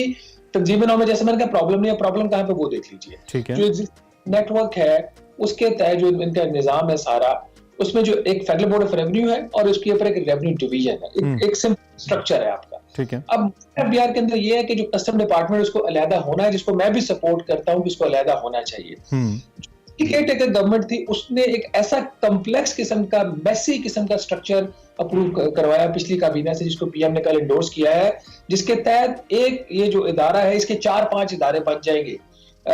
एक होगा वहां पे एक आपका रेवेन्यू डिवीजन होगा, उसके नीचे टैक्स पॉलिसी बोर्ड होगा, उसके बाद एक टैक्स पॉलिसी ऑफिस होगा, फिर एक oversight board inland revenue department का होगा, फिर ओवरसाइट बोर्ड कस्टम डिपार्टमेंट का होगा, उसके बाद फिर इनके directorate general of inland revenue होगा, डायरेक्ट जनरल ऑफ कस्टम्स होगा। मतलब एक उन्होंने खिचड़ी पका के रख दी है एफबीआर की, जो एक सीधा सा निजाम था। इसको जो करना था, सिंपल सा काम करना था, जो अब भी होना चाहिए। और मेरे ख्याल में अगर ये प्राइम मिनिस्टर ये प्लान इंप्लीमेंट करने जा रहे हैं तो गलत करने जा रहे हैं। होना ये चाहिए कि फेडरल बोर्ड ऑफ रेवेन्यू से पॉलिसी उठाएं, वापस दें और रेवेन्यू डिवीजन में दे दें। ये काम करना है आपने। दूसरा जो काम करना है, कस्टम को आपने ऑटोनोमस करना है। ऑटोनोमस करने का मतलब ये नहीं कि एफबीआर के 5 टुकड़े कर दो और किसी का ना सर हो ना कोई पैर। तो कल का फैसला है इससे जो और 5 मुख्तलिफ डीजीज हों जिनके आपस में कॉन्फ्लिक्ट ऑफ इंटरेस्ट होता रहे बाद में, 5 महकमे डीजीज होगा। एक वो लेके जो ओवरसाइट 3 किस्म के बोर्ड्स आ गए ना। जी जी जी जी बोर्ड आ गया, ओवरसाइट बोर्ड, इनलैंड रेवेन्यू आ गया, ओवरसाइट बोर्ड कस्टम का आ गया, उसके बाद फिर टैक्स पॉलिसी ऑफिस आ गया, फिर जो इनकी प्रॉपर्टी की वैल्यूएशंस और इंटरनेशनल टैक्सेस की वैल्यूएशन वो रेवेन्यू डिवीजन में डाल दी, ह्यूमन मैनेजमेंट रेवेन्यू डिवीजन में डाल दी। इस किस्म के इन्होंने वहां पे चीजें की। ठीक है, जो आप कह रहे हैं कि ये आने वाले वक्त में नुकसान दे सकते हैं। अच्छा, थोड़ा सा पीआईए के ऊपर दोबारा आइएगा। एक तो ये कि जो बीच में हुकूमत ने कोशिश, तो खैर सरसरी सी कोशिश की, आई बिलीव उस तरह से सीरियस एफर्ट नहीं हो पाई दोबारा 2016-17 के बाद, और ये मामला बीच में लटकता रहा। अब कहाँ पे स्टैंड करता है Pakistan international airlines, I mean seeing its assets, और जिस तरह की चैलेंजिंग सूरत हाल है। बीच में हम कह रहे थे कि अब तो इसको कौन लेगा, इस सूरत हाल में हम बेचेंगे। और फिर दूसरा, हमारे साबिक जो हवाबाजी के वजीर थे, उन्होंने पीआईए की क्रेडिबिलिटी पे इतने सीरियस सवालात उठा दिए थे सरवर साहब ने, कि उसके बाद तो खैर हालत और ही गैर हो गई। और अब जिस तरह की हालत है, प्लेन्स की हालत है या फ्लाइट्स कैजुअल्स की हालत है, मतलब इस सिचुएशन को देखते हुए क्या ये राइट टाइम है करने का? और एवेल्युएशन के हवाले से कोई इन्फॉर्मेशन है आपके पास? बेहतर फैसला कर पाएंगे हम? हमारे पास है मैंडेट इसका? देखिए, जो 2015-16 में तो पाकिस्तान पीपल्स पार्टी, पीएमएलएन और पीटीआई तीनों ने मिलकर फैसला किया था कि पीआईए की निजकारी नहीं होगी, और वो प्रोसेस रोक दिया गया। तो सिर्फ पीएमएलएन का वो फैसला नहीं था हुकूमत का, ये तीनों पॉलिटिकल पार्टीज का पार्लियामेंट का फैसला। अभी जो पिछला हमारा केयरटेकर सेटअप है, बेसिकली पिछले तो एसआईएफ से ही काम कर रही है, मिलिट्री एस्टेब्लिशमेंट की सपोर्ट से सारा काम हो रहा था और अभी भी हो रहा है। उसमें एक बहुत बड़ा एक पुश आया है पीआईए की प्राइवेटाइजेशन के लिए, और राइटली पुश आया है। जो पिछले प्राइवेटाइजेशन के मिनिस्टर थे फवाद साहब, वो उसको उस स्टेज पे चुके हैं जहां पे अगर हुकूमत सिंसियर हो और करना चाहे, मेरा ख्याल है कि 3 से 4 महीने में ये एयरलाइन प्राइवेटाइज हो सकती है। अभी तक इन्होंने इसकी जो वैल्यूएशन है वो प्रॉपर उस तरीके से नहीं हुई। इसके कुछ अभी स्ट्रक्चरल इश्यूज हैं, लेकिन वो एक चीज होती है जो कि over a period of time आप उसको एड्रेस कर सकते हैं। और मुझे लग ये रहा है कि इसकी निजकारी शायद हो जाए, बट इसमें एक चीज ये जरूर करें, इसकी जब निजकारी करें और इसका जो कर्ज है, क्योंकि निजकारी करने से पहले ये जो कंपनी है पीआई, इसको 2 हिस्सों में तकसीम करना है, इसका जो एक नई होल्डिंग कंपनी में पार्क करना है 622 अरब रुपए का, ये तमाम प्रोसेस साइमल्टेनियसली होना चाहिए, एक साथ होना चाहिए। अगर कर्ज की किताबों से आपने साफ कर दिया पीआईए की, तो पीआईए के बिकने के चांसेस कम हो जाए। पीआईए बेचकर उसका कर्ज साफ करें, बेशक गवर्नमेंट अपने जिम्मेदारी जैसे भी करती है, वो एक डिबेटेबल चीज है, उस पर मसला नहीं है। द पॉइंट कि सिर्फ उसकी बुक से उसका जो डेट है और जो उसके इस नुकसान कोई 825 अरब रुपए से भी ज्यादा के हो चुके हैं, तो उसको साफ करने से पहले इसको प्राइवेटाइज करें या इसको साइमल्टेनियसली इस काम को करें। ठीक है, बेहतर रिजल्ट आएंगे। अच्छा, ये वो इदारे हैं, पीआईए हो गया, पीटीवी हो गया, इनके अंदर बहुत सारी जॉब्स भी क्रिएट की जाती है। क्रिएट इन द सेंस बहुत सारे अपने लोगों को अकोमोडेट किया जाता है, हायर लेवल के ऊपर भी, लोअर लेवल के ऊपर भी, और ये सभी पार्टीज ने किया है। और इसी वजह से इतना वहां पे एक बर्डन इतना ज्यादा हो गया एसेट मैनेजमेंट का कि उसकी वजह से इदारे इस जगह तक पहुंच गए। इसको देखते हुए आपके ख्याल में क्या बाकी पॉलिटिकल पार्टीज इसके पीछे खड़ी होंगी एससीएफसी की मौजूदगी के बावजूद? चूंकि इसमें बहरहाल बहुत से लोगों को पहले भी अकोमोडेट किया गया है और मजीद भी चांसेस है कि किया जाता रहेगा। मैंने सिर्फ 2 इदारों का नाम लिया, ऐसे दीगर इदारे भी हैं। देखिए, इस वक्त जो पाकिस्तान पीपल्स पार्टी की स्ट्रेटेजी है ना, वो ये लग रही है कि जितने भी मुश्किल काम करने हैं नई हुकूमत ने, वो जून तक कर ली, जिसमें जून का बजट आएगा, बड़ा सख्त बजट आ रहा है। उसके बाद पीआई की प्राइवेटाइजेशन है, ये काम हो जाए, तो उसके बाद अगर वो चाहें तो गवर्नमेंट में जुलाई अगस्त समवेयर वो शामिल हो सकते हैं। अगर तो इस स्टेज के ऊपर पाकिस्तान पीपल्स पार्टी की हुकूमत बनती और उन्होंने नेचुरली उन्होंने वजारत भी निजकारी की ही मांगनी थी अलॉन्ग विद अदर मिनिस्ट्रीज, ताकि इस काम को वो रोक दें। और ये काम ने 2008 में भी किया, बाद में भी किया, रोका इसको। तो उनकी स्ट्रेटजी तो मुझे ये लग रही है। इस वक्त जो कंसेंसस बिल्ड हो रहा है ना, वो जिसको एस्टेब्लिशमेंट और जो पॉलिटिकल लीडरशिप है, जो जिसको एक पेज कहा जाता है, उसके अंदर ये चीज टॉप प्रायोरिटीज है कि ये जो इदारे हैं इस किस्म के, जिसमें पावर सेक्टर खास तौर पर आपका है, पीआईए है, पाकिस्तान स्टील मिल्स बंद पड़ी हुई है 7 साल से 9 साल, हो गया उसको, तो उसको इन चीजों को आपने सेटल करना है, पावर सेक्टर को सेटल करना है, IMF का प्रोग्राम सेटल करना है, FBR को सेटल करना है। लेकिन एक चीज यहाँ मैं हाईलाइट जरूर करना चाहूंगा, किसी चीज को करने का इरादा और नीयत ठीक होना एक चीज है, और उसके लिए सही प्लान होना दूसरी चीज है। FBR को ठीक करना है, लेकिन गलत। शहबाज, आपको एक सेकंड के लिए रोकना पड़ेगा, मेरे पास एक ब्रेकिंग है, मैं जरा शेयर करूंगा। एहतसाब अदालत से खबर आ रही है इस्लामाबाद से, जहां एहतसाब अदालत ने हसन नवाज और हुसैन नवाज के वारंट गिरफ्तारी मुअत्तल करने की दरखास्तों पर फैसला महफूज कर लिया है। आपको बताएं कि हुसैन नवाज और हसन नवाज ने वारंट की मुअत्तली के लिए अदालत से रुजू किया था। हुसैन नवाज और हसन नवाज के नैब रेफरेंसेस एवनफील्ड, फ्लैगशिप और अल अजीजिया में दरखास्तें दायर कर रखी हैं। इस हवाले से जो फैसला है वो अदालत ने महफूज किया है। हुसैन नवाज और हसन नवाज जो कि साहबजादे हैं former prime minister Nawaz Sharif साहब के, उनकी जो दायर दरखास्त, इस पर फैसला महफूज हुआ है। हमारे साथ फयाज महमूद इस वक्त हमारे नुमाइंदे मौजूद हैं, उनसे हम बात करते हैं। फयाज, क्या तफसीलात हैं आपके पास? जी देखिए, मियां नवाज शरीफ के दो साहबजादे जिनको एवनफील्ड रेफरेंस, अल अजीजिया रेफरेंस, उसके अलावा फ्लैगशिप रेफरेंस में मुसलसल अदम हाजिरी पर मफरूर करार देते हुए उनको इश्तिहारी करार दे दिया गया था, जबकि उनके दायमी वारंट गिरफ्तारी जारी कर दिए गए थे। लेकिन अब उनकी जानिब से फैसला किया गया है कि वो कानून का सामना करना चाहते हैं और अदालत के सामने सरेंडर करना चाहते हैं। तो आज उनकी वकील अदालत में पेश हुए हैं, जिस पर अदालत ने आज नैब से दलाइल भी तलब कर रखे थे। तो अदालत से ने इस दरखास्त पर फैसला महफूज कर दिया है।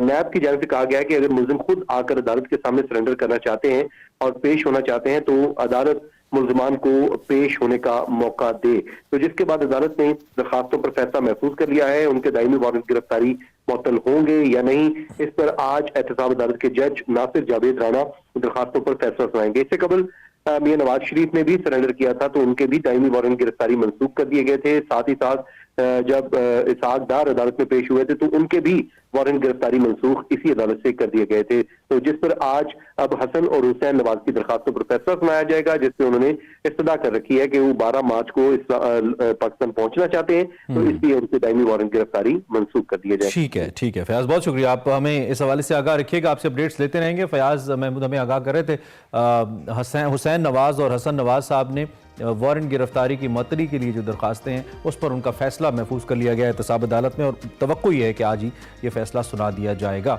आपको इस हवाले से आगाह करते रहेंगे। दोबारा जाएंगे, ज़रा शहबाज राना साहब हमारे साथ मौजूद हैं, उनसे हम बात कर रहे थे मईशत के हवाले से। थोड़ा सा पंजाब की तरफ आ जाते हैं, चूँकि पोलिटिकल एंगल भी लोगों के लिए बड़ी तवज्जो का बायस और बड़ी दिलचस्पी का बायस होता है। नई कैबिनेट बनी है और नई कैबिनेट में खास तौर पर हम प्लानिंग एंड डेवलपमेंट को डिस्कस कर रहे थे पंजाब के अंदर।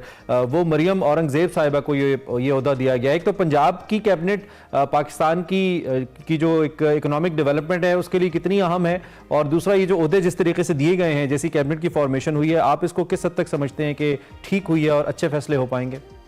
देखिए, मैं इस पे कोई बहुत ज्यादा कमेंट नहीं कर सकूंगा, this is not my cup of T. लेकिन ओवरऑल जो आपकी प्रोविंशियल गवर्नमेंट्स हैं उनके स्ट्रक्चर्स ऐसे हैं, वहां पे मिनिस्टर से ज्यादा जो सेक्रेटरीज होते हैं वो इफेक्टिव होते हैं। और जो आपने जो शहबाज शरीफ का जो मॉडल भी था पंजाब रन करने का, वो मिनिस्टर्स को इतनी इंपॉर्टेंस नहीं देते जितनी वो सेक्रेटरीज को देते थे। और यही चीज अब वो वफाक में भी ट्राई करने जा रहे हैं, which will be a task. वो चीज यहाँ पे कामयाब होती है या नहीं, बात की बात है। बट ओवरऑल अगर आप देखें, मुझे इसमें जो एक सरप्राइज नजर आया इस कैबिनेट में, वो इंक्लूजन नहीं हुई उनकी बिलाल कियानी के बारे में कहा जा रहा था कि वो फाइनेंस के एडवाइजर होंगे। अगर उनका नाम है, डोंट नो, मैंने पढ़ा नहीं है। वो फाइनेंस एडवाइजर होंगे चीफ मिनिस्टर पंजाब। उनका नाम अभी तक पंजाब में नहीं है उनके पास कुछ। मुश्तबा शुजा रहमान को शायद फाइनेंस का पोर्टफोलियो। तो जो रोल होगा गवर्नमेंट ऑफ पंजाब का भी और गवर्नमेंट ऑफ खैबर पख्तूनख्वा का भी, वो IMF टॉक्स में इस हद तक अहम होगा कि उसके प्रोग्राम की एक अहम कंडीशन होती है कि आपकी जो चारों सूबाई हुकूमतें हैं वो मिलकर कितना पैसा बचाती हैं, जो उनको एलोकेट बजट होता है, उनका जो हिस्सा होता है नेशनल फाइनेंस कमीशन में से, तो एक मेजर कंपोनेंट होता है। और अगर तो PMLN की जो गवर्नमेंट है, अगर वो अभी तक जो मोहतरमा मरियम नवाज साहिबा की जो चीफ मिनिस्टर है उनकी स्टेटमेंट्स आ रही हैं, वो कुछ फिस्कली एक्सपेंशनरी पॉलिसीज की बात कर रही हैं, बहुत ज्यादा रिलीफ की बात कर रही हैं। तो अगर इन्होंने कोई एक्स्ट्रा ऑर्डिनरी रिलीफ दी जिसमें बिजली की कीमतों का भी हो सकता है, तो फिर वो जो प्रोविंशियल कैश सरप्लस देने होते हैं तो उसमें प्रॉब्लम आ सकता है।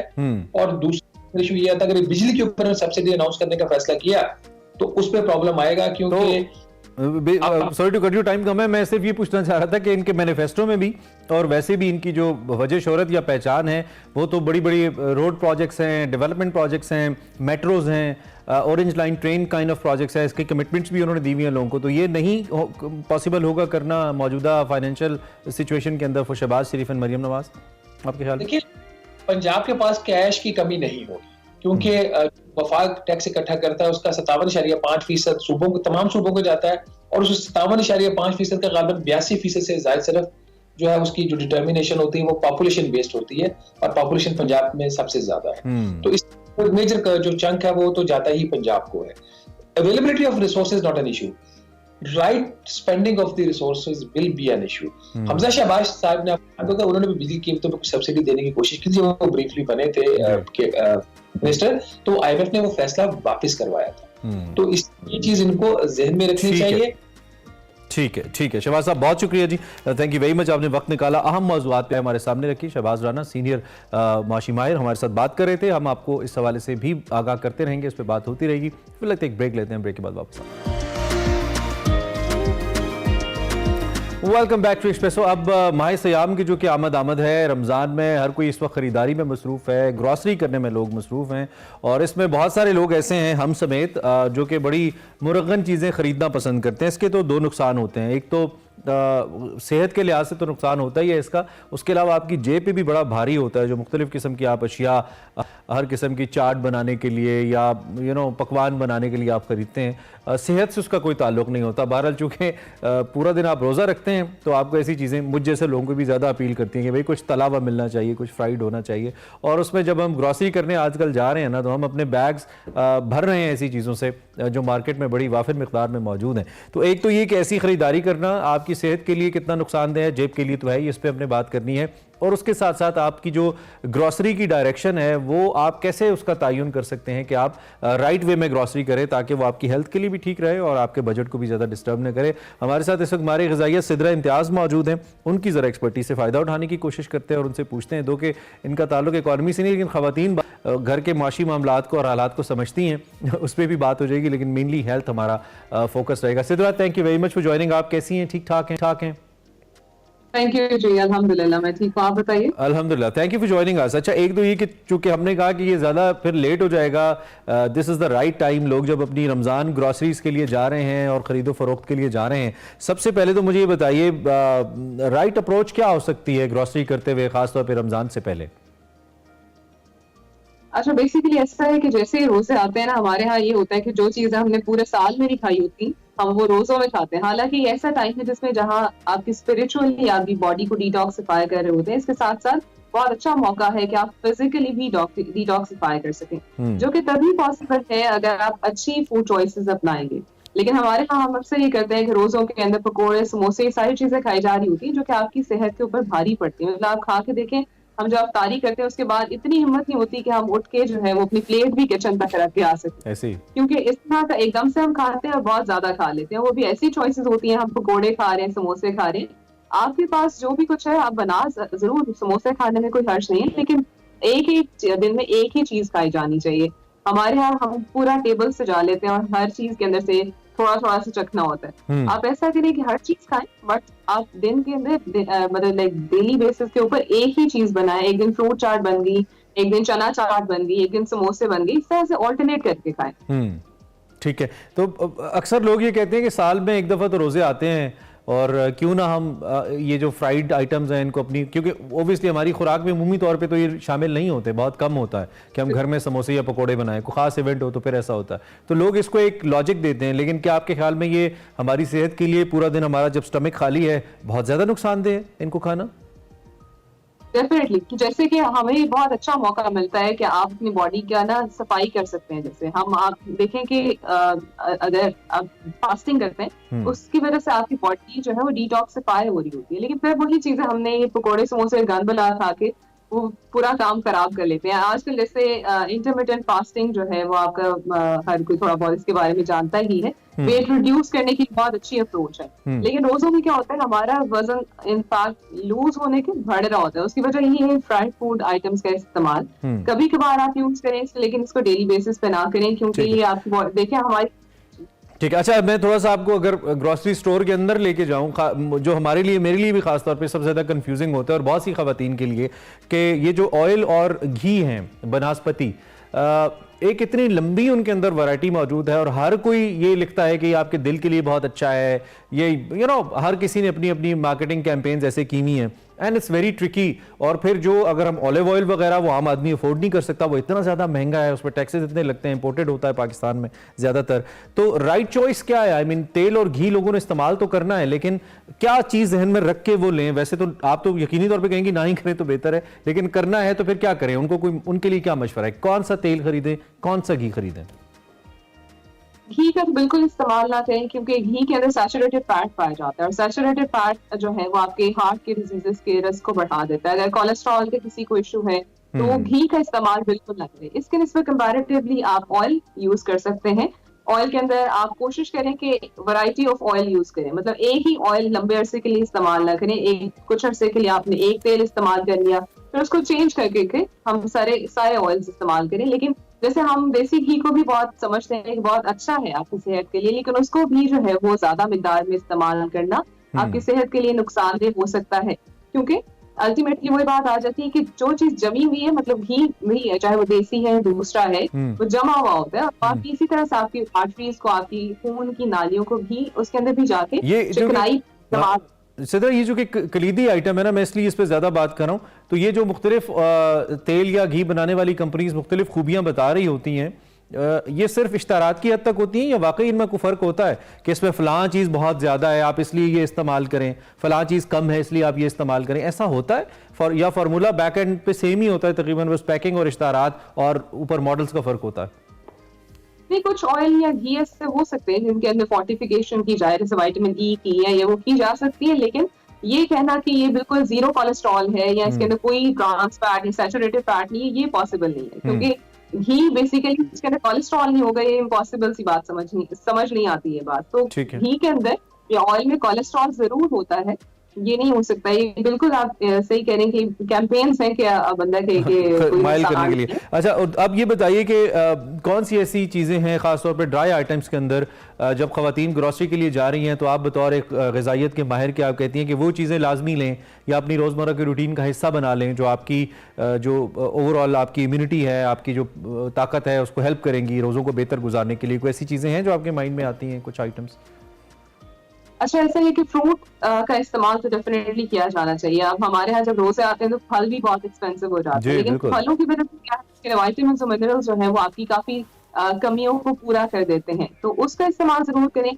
और हमारी सुन्नत भी है, खजूर से हम अगर रोजा अफ्तार करते हैं तो इंस्टेंट एनर्जी देता है, खजूर का इस्तेमाल करें। नट्स का इस्तेमाल जरूर करें, आप जैसे सरदाई बना के पी सकते हैं या वैसे भी आप किसी की तरह का सीरियल इस्तेमाल करें। नाश्ते के अंदर सहरी में अक्सर हम रोटी का इस्तेमाल करते हैं, समटाइम्स आप उसकी जगह कोई सीरियल भी ले सकते हैं, उसके अंदर नट्स डालें, या अगर उस तरह नहीं तो बादाम, अखरोट, काजू, ये सारे चारों मग्स इनका इस्तेमाल आप रोजों में भी जरूर करें, ये आपकी इम्यूनिटी को भी बढ़ाता है। और इसके साथ साथ फल इस्तेमाल और ड्राई जितने भी फ्रूट्स हैं, नट्स हैं, उनका इस्तेमाल जरूर किया जाना चाहिए। बहुत से लोग ये हमारे गांव देहातों में तो कहते हैं, हमारी बुजुर्ग खवातीन ये कहती हैं कि रोटी का कोई नेमुल बदल नहीं है, रोटी खाने नाल ताकत हुंदी है, ये लोग कहते हैं। तो आप लोग जितने भी न्यूट्रिशनिस्ट हैं वो तो कहते हैं कि भाई रोटी आपको मोटा करती है, डायबिटीज कॉज करती है, गंदम जो है।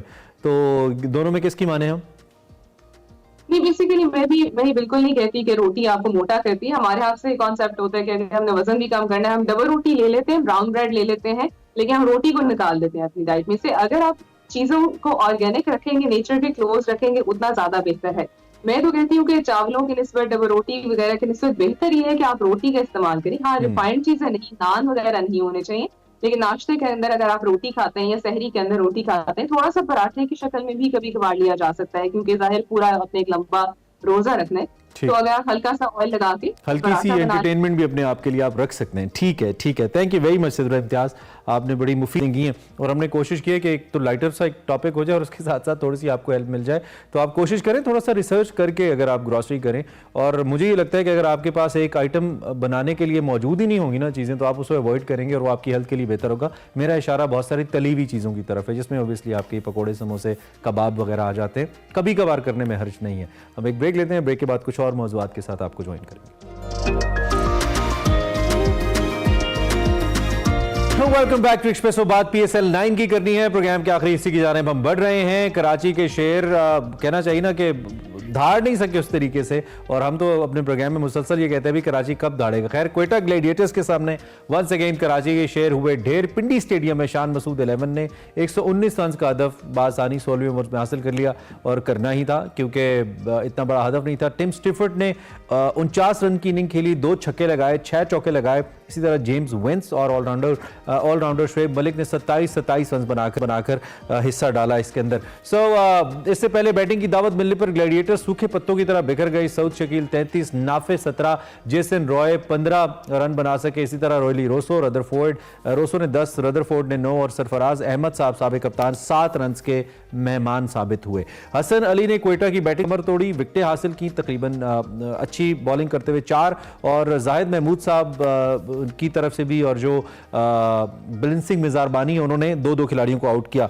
एक तो ये है। दूसरा ये है कि इस वक्त जो पॉइंट्स टेबल की पोजीशन है वो इंटरेस्टिंग है। क्या Karachi Kings has actually lost it position को, लेकिन इम्कानात अभी भी मौजूद हैं, और ऐसा लगता है कि कोई ना कोई क्या कहना चाहिए ड्रामेटिक सिचुएशन भी हो सकती है। तबसरा लेते हैं। हमारे साथ अब्दुल माजिद भट्टी साहब सीनियर क्रिकेट एनालिस्ट मौजूद हैं। उनसे जरा पूछते हैं कि वो कैसे देख रहे हैं सूरत हाल को। भट्टी साहब, thank you very much and सुबह खैर, बहुत शुक्रिया आपने हमें ज्वाइन किया। बड़े इंपॉर्टेंट मैचेस इस वक्त हैं, मेक एंड ब्रेक की सिचुएशन है। 2 टीम्स तो काफी सिक्योर पोजीशन में हैं, बट स्टिल चीजें तब्दील हो सकती हैं। Multan Sultans, gladiators, Zalmi and Islamabad united इस वक्त टॉप 4 में है। कोई ड्रामेटिक तब्दीली हो सकती है ऐसी सिचुएशन आप देखते हैं? मैच तो अभी तकरीबन आई बिलीव 8-9 मैचेस बाकी हैं। जी इमरान, सुबह खैर आपको भी। देखें, इस वक्त जो पॉइंट्स टेबल पर सिचुएशन है कि मुल्तान सुल्तान्स तो प्लेऑफ के लिए क्वालिफाई कर गई है, उसके 12 पॉइंट्स हैं। लाहौर कलंदर्स कल उस पर स्टैंप लग गई कि पिछले 2 साल की चैंपियन वो टूर्नामेंट से बाहर हो गई। अब जो सिनेरियो बन रहा है जिसमें मेरे ख्याल में थोड़ा सा ट्विस्ट आ सकता है कि इस्लामाबाद यूनाइटेड और कराची किंग्स, गालिबन यही 2 टीमें आज शाम को भी मैच खेल रही हैं, तो इन्हीं दोनों टीमों के दरमियान प्लेऑफ का मुकाबला है, क्योंकि कोयटा ग्लैडिएटर्स और पेशावर ज़ल्मी भी काफी हद तक सेफ है। लेकिन अब प्लेऑफ से पहले लास्ट वीक बल्कि आखिरी चंद दिन रह गए, तो बड़ा इंटरेस्टिंग सिनेरियो और अच्छे मैचेस हो रहे हैं। कल रात भी जिस तरह बिल्कुल आखिरी 7 गेंदे पहले मैच खत्म हुआ, तो पिंडी में तो बड़े इंटरेस्टिंग मैचेस हुए। अब देखना है कि सैटरडे से जब ये टूर्नामेंट दोबारा कराची आएगा तो यहाँ सूरत हाल क्या रहती है। आपके ख्याल में तब्दीली होगी अगर पिंडी से कराची आएगा कुछ कंडीशंस को लेकर, चूंकि समंदर है, ड्यू फैक्टर भी होता है? देखिए, होम एंड अवे मैचेस का जो इमरान कॉन्सेप्ट है, उसमें कोयटा के पास कोई होम ग्राउंड नहीं है, पेशावर के पास कोई होम ग्राउंड नहीं है। कराची के पास जो होम ग्राउंड था, तो पिछले 3 मैच जब कराची किंग्स ने नेशनल स्टेडियम में खेले तो तीनों मैच हार गए। लेकिन हाँ, कराची में पिछले 3 दिन से हल्की सी ठंड थी। आज थोड़ी पिछली जो रात थी ठंड की शिद्दत में कमी आई है, लेकिन शाम में खुनकी हो जाती है, थोड़ी बहुत ओस भी गिरती है। तो मेरे ख्याल में कराची को अच्छे मैचेस के साथ साथ तमाशाइयों को अट्रैक्ट करके ग्राउंड में वापस लाना, और फिर रमजान की भी आमद है।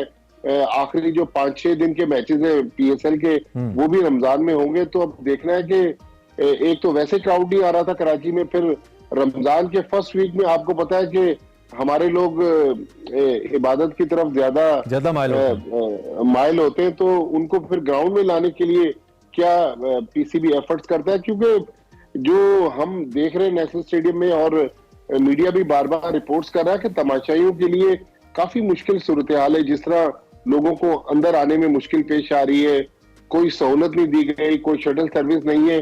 तो रमजान में अगर रात को 9 बजे भी मैचेस शुरू होंगे तो तरावी का टाइम होगा, तरावी खत्म होते होते कराची में मेरे ख्याल में 10, सवा 10, साढ़े 10 हो जाते हैं।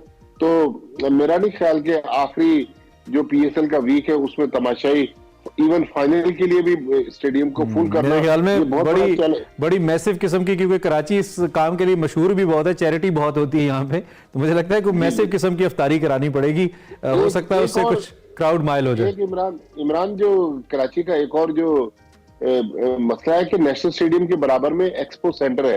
एक्सपो सेंटर पर 6 रोजा, 5 रोजा, 8 रोजा तरावी का भी एहतमाम होता है, और हजारों लोग जो पूरे महीने तरावी नहीं पढ़ सकते, वो एक्सपो सेंटर में जाकर उस तरावी में शिरकत करते हैं। तो अब देखना है कि वो तरावी होती है, अगर होती है तो फिर क्या ये लॉ एंड ऑर्डर का भी पुलिस के लिए एक इशू होगा कि नेशनल स्टेडियम में डिप्लॉयमेंट अलग होगी या तरावी के लिए पुलिस को एक अलग प्रोटेक्शन देनी होगी। तो ये नेशनल स्टेडियम में मैचेस तो रख लिए, लेकिन मेरे ख्याल में इन सेंसिटिव मामलात को शायद उन्होंने सामने नहीं रखा। वक्त की तब्दीली मैच की कोई रोल प्ले कर सकती है अगर थोड़ा इसको मजीद लेट नाइट ले जाया जाए, क्योंकि रमजान में यूजुअली लोग कम ही सो रहे होते हैं। आई बिलीव ज्यादातर लोग शहरों के अंदर तो जाग ही रहे होते हैं और क्रिकेट के लिए जाग भी सकते हैं जो क्रिकेट फैंस हैं। क्या टाइमिंग के अंदर तब्दीली कोई रोल प्ले कर सकती है शायकीन को लाने के लिए?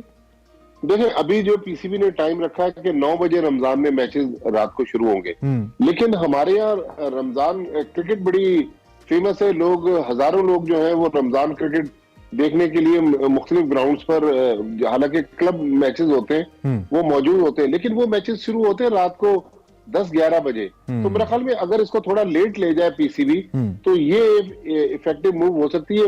जब आपने 9 बजे शुरू किया तो फिर 10-10:30 बजे शुरू कर दे। देखिए, असल मसला जो है वो ब्रॉडकास्टर्स का है कि क्या ब्रॉडकास्टर्स इस चीज को समझने की कोशिश करेंगे कि लेट मैच होने से उनको जो माइलेज मिल सकती है, जिन लोगों ने इश्तिहारात बुक कराए हुए हैं, ये बड़ा देखने वाली बात होगी। ठीक है, ठीक है। अच्छा, आपने कहा कि किंग्स के लिए अभी भी चांस मौजूद है। किंग्स के गेम प्लान के अंदर कुछ तब्दीली आप एक्सपेक्ट करते हैं, खासतौर पे प्लेइंग 11 को लेकर?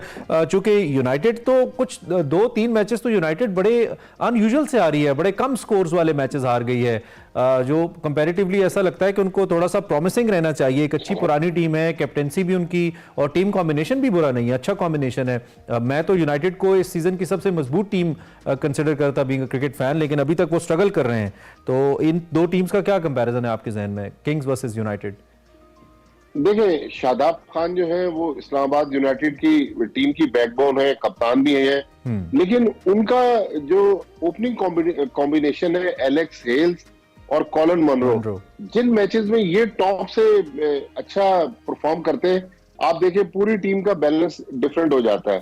इसी तरह अगर आप कराची किंग्स को देख लें, शान मसूद हुए या जेम्स विंस, उनके जो 2 ओपनर है वो दोनों परफॉर्म नहीं कर रहे। कल शोएब मलिक ने दरमियान में जाके 27 रन बनाए। शोएब मलिक भी पिछले मैचों में बुझे थे। फिर कैरन पोलार्ड उनकी मिडिल ऑर्डर के मेन प्लेयर है। कैरन पोलार्ड आपको याद होगा कि अंबानी के मुकेश अंबानी के बेटे की जो प्री वेडिंग थी उसके लिए मुंबई चले गए थे। एक मैच उन्होंने भी मिस किया था, लेकिन कल उनकी बॉलिंग ने बड़ी जबरदस्त परफॉर्मेंस दी है। खासतौर पर हसन अली का फॉर्म में आना ये कराची किंग्स के लिए अच्छा साइन है। लेकिन मेरे ख्याल में शान मसूद के ऊपर रन ड्यू है। वो जब से कप्तान बने कराची किंग्स के, उन्होंने परफॉर्मेंस नहीं दी है। तो कराची किंग्स अगर ऊपर आती है और शादाब खान इस्लामाबाद यूनाइटेड को प्लेऑफ में ले जाना चाहते हैं तो कप्तानों को फ्रंट से लीड करना पड़ेगा। और मैं ये सोचता हूं कि शुक्र है कि हमारे प्लेयर्स आईपीएल नहीं खेल रहे, नहीं तो मुंबई इंडियंस के जितने प्लेयर्स होते हैं वो भी फिर अंबानी साहब के साहबजादे की शादी में जरूर हाजिरी देते, लाजमी होता उनके लिए। ठीक है, तो चले, ये तो हमारे पास आ गया। एक खबर मैं अभी पढ़ रहा हूँ शेन वॉटसन के हवाले से आज छपी है कि उनको कौमी क्रिकेट टीम का हेड कोच बनाए जाने का इम्कान है। क्या आपके पास कोई खबर है? आप इसका क्या एनालिसिस करेंगे अगर ऐसी खबर है तो? देखिए, बिल्कुल शेन वॉटसन से भी पीसीबी के लोग बात कर रहे हैं, बल्कि वहाब रियाज इस वक्त मोहसिन नकवी साहब के जो है वो सबसे काबिल एतमाद मुशीर है। शेन वॉटसन से भी बात हो रही है। फिल सिमंस जो इस वक्त कराची किंग्स के कोच है उनसे बात हो रही है। माइक हैसन इस्लामाबाद यूनाइटेड के जो हेड कोच है उनसे भी बातचीत चल रही है। मसला इमरान ये कि हमारे यहाँ अनसर्टेनिटी बहुत है। जो फॉरेन कोचेज आते हैं वो ये देखते हैं कि क्या अगर खुदा न खास्ता पीसीबी में कोई रिजीम चेंज होता है तो हमें मौका मिलेगा। हमने पिछले दिनों वर्ल्ड कप के बाद जिस तरह मिकी आर्थर और ग्रांट ब्रैडबर्न के साथ किया, तो फॉरेन कोचेज पाकिस्तान आने से पहले कई बार सोचते हैं। लेकिन मेरे ख्याल में मोहसिन नकवी साहब ने जिस तरह एक स्पीड पकड़ी हुई है, वो ग्राउंड्स में भी जा रहे हैं, मीटिंग्स भी कर रहे हैं। लेकिन एक अगर आपको याद हो आपके इस टॉपिक से, शेन वॉटसन वाले टॉपिक से हटके, कि मोहसिन नकवी साहब ने 2 दिन पहले पाकिस्तानी प्लेयर से मीटिंग की। उनको ये कहा कि अब पाकिस्तान की टीम सिर्फ और सिर्फ मेरिट पर सिलेक्ट होगी। उन्होंने जो पैसों के मामला थे, प्लेयर्स को कहा कि भाई पैसे जरूर कमाएं, लेकिन आपकी तरजीह पाकिस्तान होनी चाहिए। मेरे ख्याल में ये अच्छी बातें हैं, इनको हम लोग आपके शोज में और डिफरेंट शोज में हम लोग भी इस पर बात करते रहे। लेकिन मेरे ख्याल में इसकी पीसीबी चेयरमैन की वीडियो आ जाना, ये पीसीबी ने जो रिलीज की वो एक अच्छा साइन नहीं था। जो अंदर एक बात हुई थी ना, वो अगर अंदर ही रह जाती, सोर्सेज से आती, क्योंकि पीसीबी चेयरमैन के मुंह से अगर वीडियो में ये बात कह देना तो इसका मतलब पीसीबी चेयरमैन ये भी ओन कर रहे हैं कि हमारी क्रिकेट में मामला गड़बड़ बिल्कुल है, लेकिन उनको जरा टेक्टफुल तरीके से हैंडल करने की जरूरत है, क्योंकि हमारी क्रिकेट जो है या क्रिकेट बोर्ड में जो आज हम 5 स्टार लग्जरी देख रहे हैं, ये प्लेयर्स की तरफ से ही है। प्लेयर्स की वजह से ही पैसा आ रहा है, तो लिहाजा प्लेयर्स को हैंडल करने के लिए थोड़ा सा मोहतात तरीके से हमें आगे बढ़ना होगा। और ये मिसालें पिछले कुछ अरसे में बहुत देखी हमने, ऑडियो लीक्स और वीडियो लीक्स क्रिकेट के अंदर, ये नहीं होनी चाहिए। अगर इमरान आपको याद हो कि वेस्टइंडीज क्रिकेट आज जिस मसाइल से जी, उसमें भी प्लेयर्स और जो उनके बोर्ड के दरमियान चपकलिश थी, उसके बाद ये मामला फासले बढ़ जाने से ही और आप देखें फासले बढ़े और वेस्टइंडीज ने फाइनली पिछले वर्ल्ड कप के लिए क्वालिफाई नहीं किया। बहरहाल किसी भी स्पोर्ट्स के लिए की टू सक्सेस इज डिसिप्लिन, और जो इदारा उसको रेगुलेट करता है उसमें डिसिप्लिन का मेयार बहुत अच्छा, बहुत होना जरूरी है। बिल्कुल ठीक है बड़ी साहब, थैंक यू वेरी मच, आपने वक्त दिया और क्रिकेट के हवाले से तजिया हमने रखा। कराची किंग्स अभी तक दौड़ से आउट नहीं है, अब तो हम चाहते हैं कि भाई किंग्स भी ऊपर आए, लेकिन not at the cost of Islamabad United. देखते हैं क्या बनता है, आपको बताते रहेंगे। प्रोग्राम के आखिरी हिस्से में आपको ज्वाइन करेंगे ब्रेक के बाद।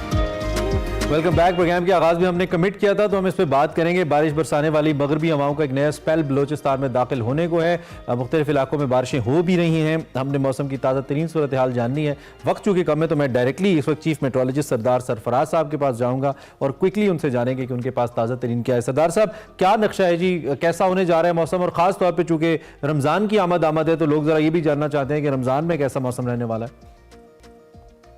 जी बहुत शुक्रिया। देखिए जो पिछला स्पेल था बलूचिस्तान में और केपी में खासकर इन दो सूबों में बहुत तेज़ बारिशें हुई और हैवी स्नोफॉल भी हुआ पहाड़ों पर, और वो स्पेल उसकी कुछ ना कुछ समझ लें उसकी बाकियात अभी बाकी हैं, जिससे हल्की फुल्की बारिश बलूचिस्तान में कहीं लाइट रेन और कहीं बिल्कुल लाइट रेन और कहीं इस तरह से थोड़ी सी मॉडरेट हुई जोब शोब साइड पे कल भी हुई है पिछले 2 दिनों में वक्फे से, और इसी तरह से नॉर्दर्न एरियाज से भी कहीं कहीं रिपोर्ट्स आई हैं। तो ये तो सब साइड हो गया समझ ले पहले वाला सिस्टम जो था। तो लेकिन अब 9 मार्च की रात से, शाम से या रात से बलूचिस्तान में एक और वेव दाखिल होगी ईरान और यूएई के रास्ते से। तो दोबारा से गवादर में और जो मलिका इलाके हैं पूरे बलूचिस्तान में तकरीबन कह लें कोई चंद एक जगहों को छोड़कर तकरीबन पूरे बलूचिस्तान में दोबारा से अच्छी बारिशें हैं। अच्छा। 9 मार्च से लेकर 11 तक कह लें बलूचिस्तान में, और फिर यही वेव फैलती हुई अपर सिंध को टच करती हुई ऊपर जाएगी पूरे पंजाब में, केपी में, कश्मीर में। उधर भी फिर 3 से 4 दिन का स्पेल अच्छी दोबारा से अच्छी बारिशें हो है, स्नोफॉल भी है पहाड़ों। अच्छा, तो 10 मार्च से अनवर्ड, 10 या 11 से अनवर्ड आपके शुमाली इलाका जो है उनमें फिर ये स्पेल शुरू हो जाएगा जो कि 14 मार्च तक प्रिवेल करेगा। तो इसलिए हम कह सकते हैं कि रमज़ान का जो पहला हफ्ता होगा वो तो अच्छा मौसम होगा, उसमें निस्बतन सर्द मौसम होगा, ज़ाहिर है दोबारा से बारिशों का सिलसिला होगा। तो फिर 20 यानी 15 या 16 मार्च के बाद फिर ड्राई वेदर है अगला कोई हफ्ता 10 दिन तक। ठीक है। और मार्च के जो आखिरी दिन होंगे, मार्च का आखिरी हफ्ता समझ लें, वो जो मैदानी इलाके हैं खासकर जनूबी पाकिस्तान जो सिंध और बलूचिस्तान हो जाता है या आपका साउथ पंजाब होता है, तो वहाँ फिर निस्बतन गर्म दिन होंगे वो। ठीक है। जो मार्च एंड है वो कंपैरेटिवली गर्म हो सकता है, लेकिन शुरू में अच्छी नवीद आपने हमें सुनाई कि जो मौसम है वो सर्द रहेगा। ठीक है सरदार साहब, थैंक यू वेरी मच, बहुत शुक्रिया। वक्त कम था, एक बड़ा खूबसूरती से अहाता किया इस वक्त मौसम की ताज़ा तरीन सूरत हाल का। अल्लाह करे बारिशें हों, खैर की हों। इस दुआ के साथ ही प्रोग्राम खत्म करते हैं। आपसे कल इंशाल्लाह दोबारा मुलाकात करेंगे। अच्छा सा दिन गुजारिए और कल हमें दोबारा ज्वाइन कीजिएगा।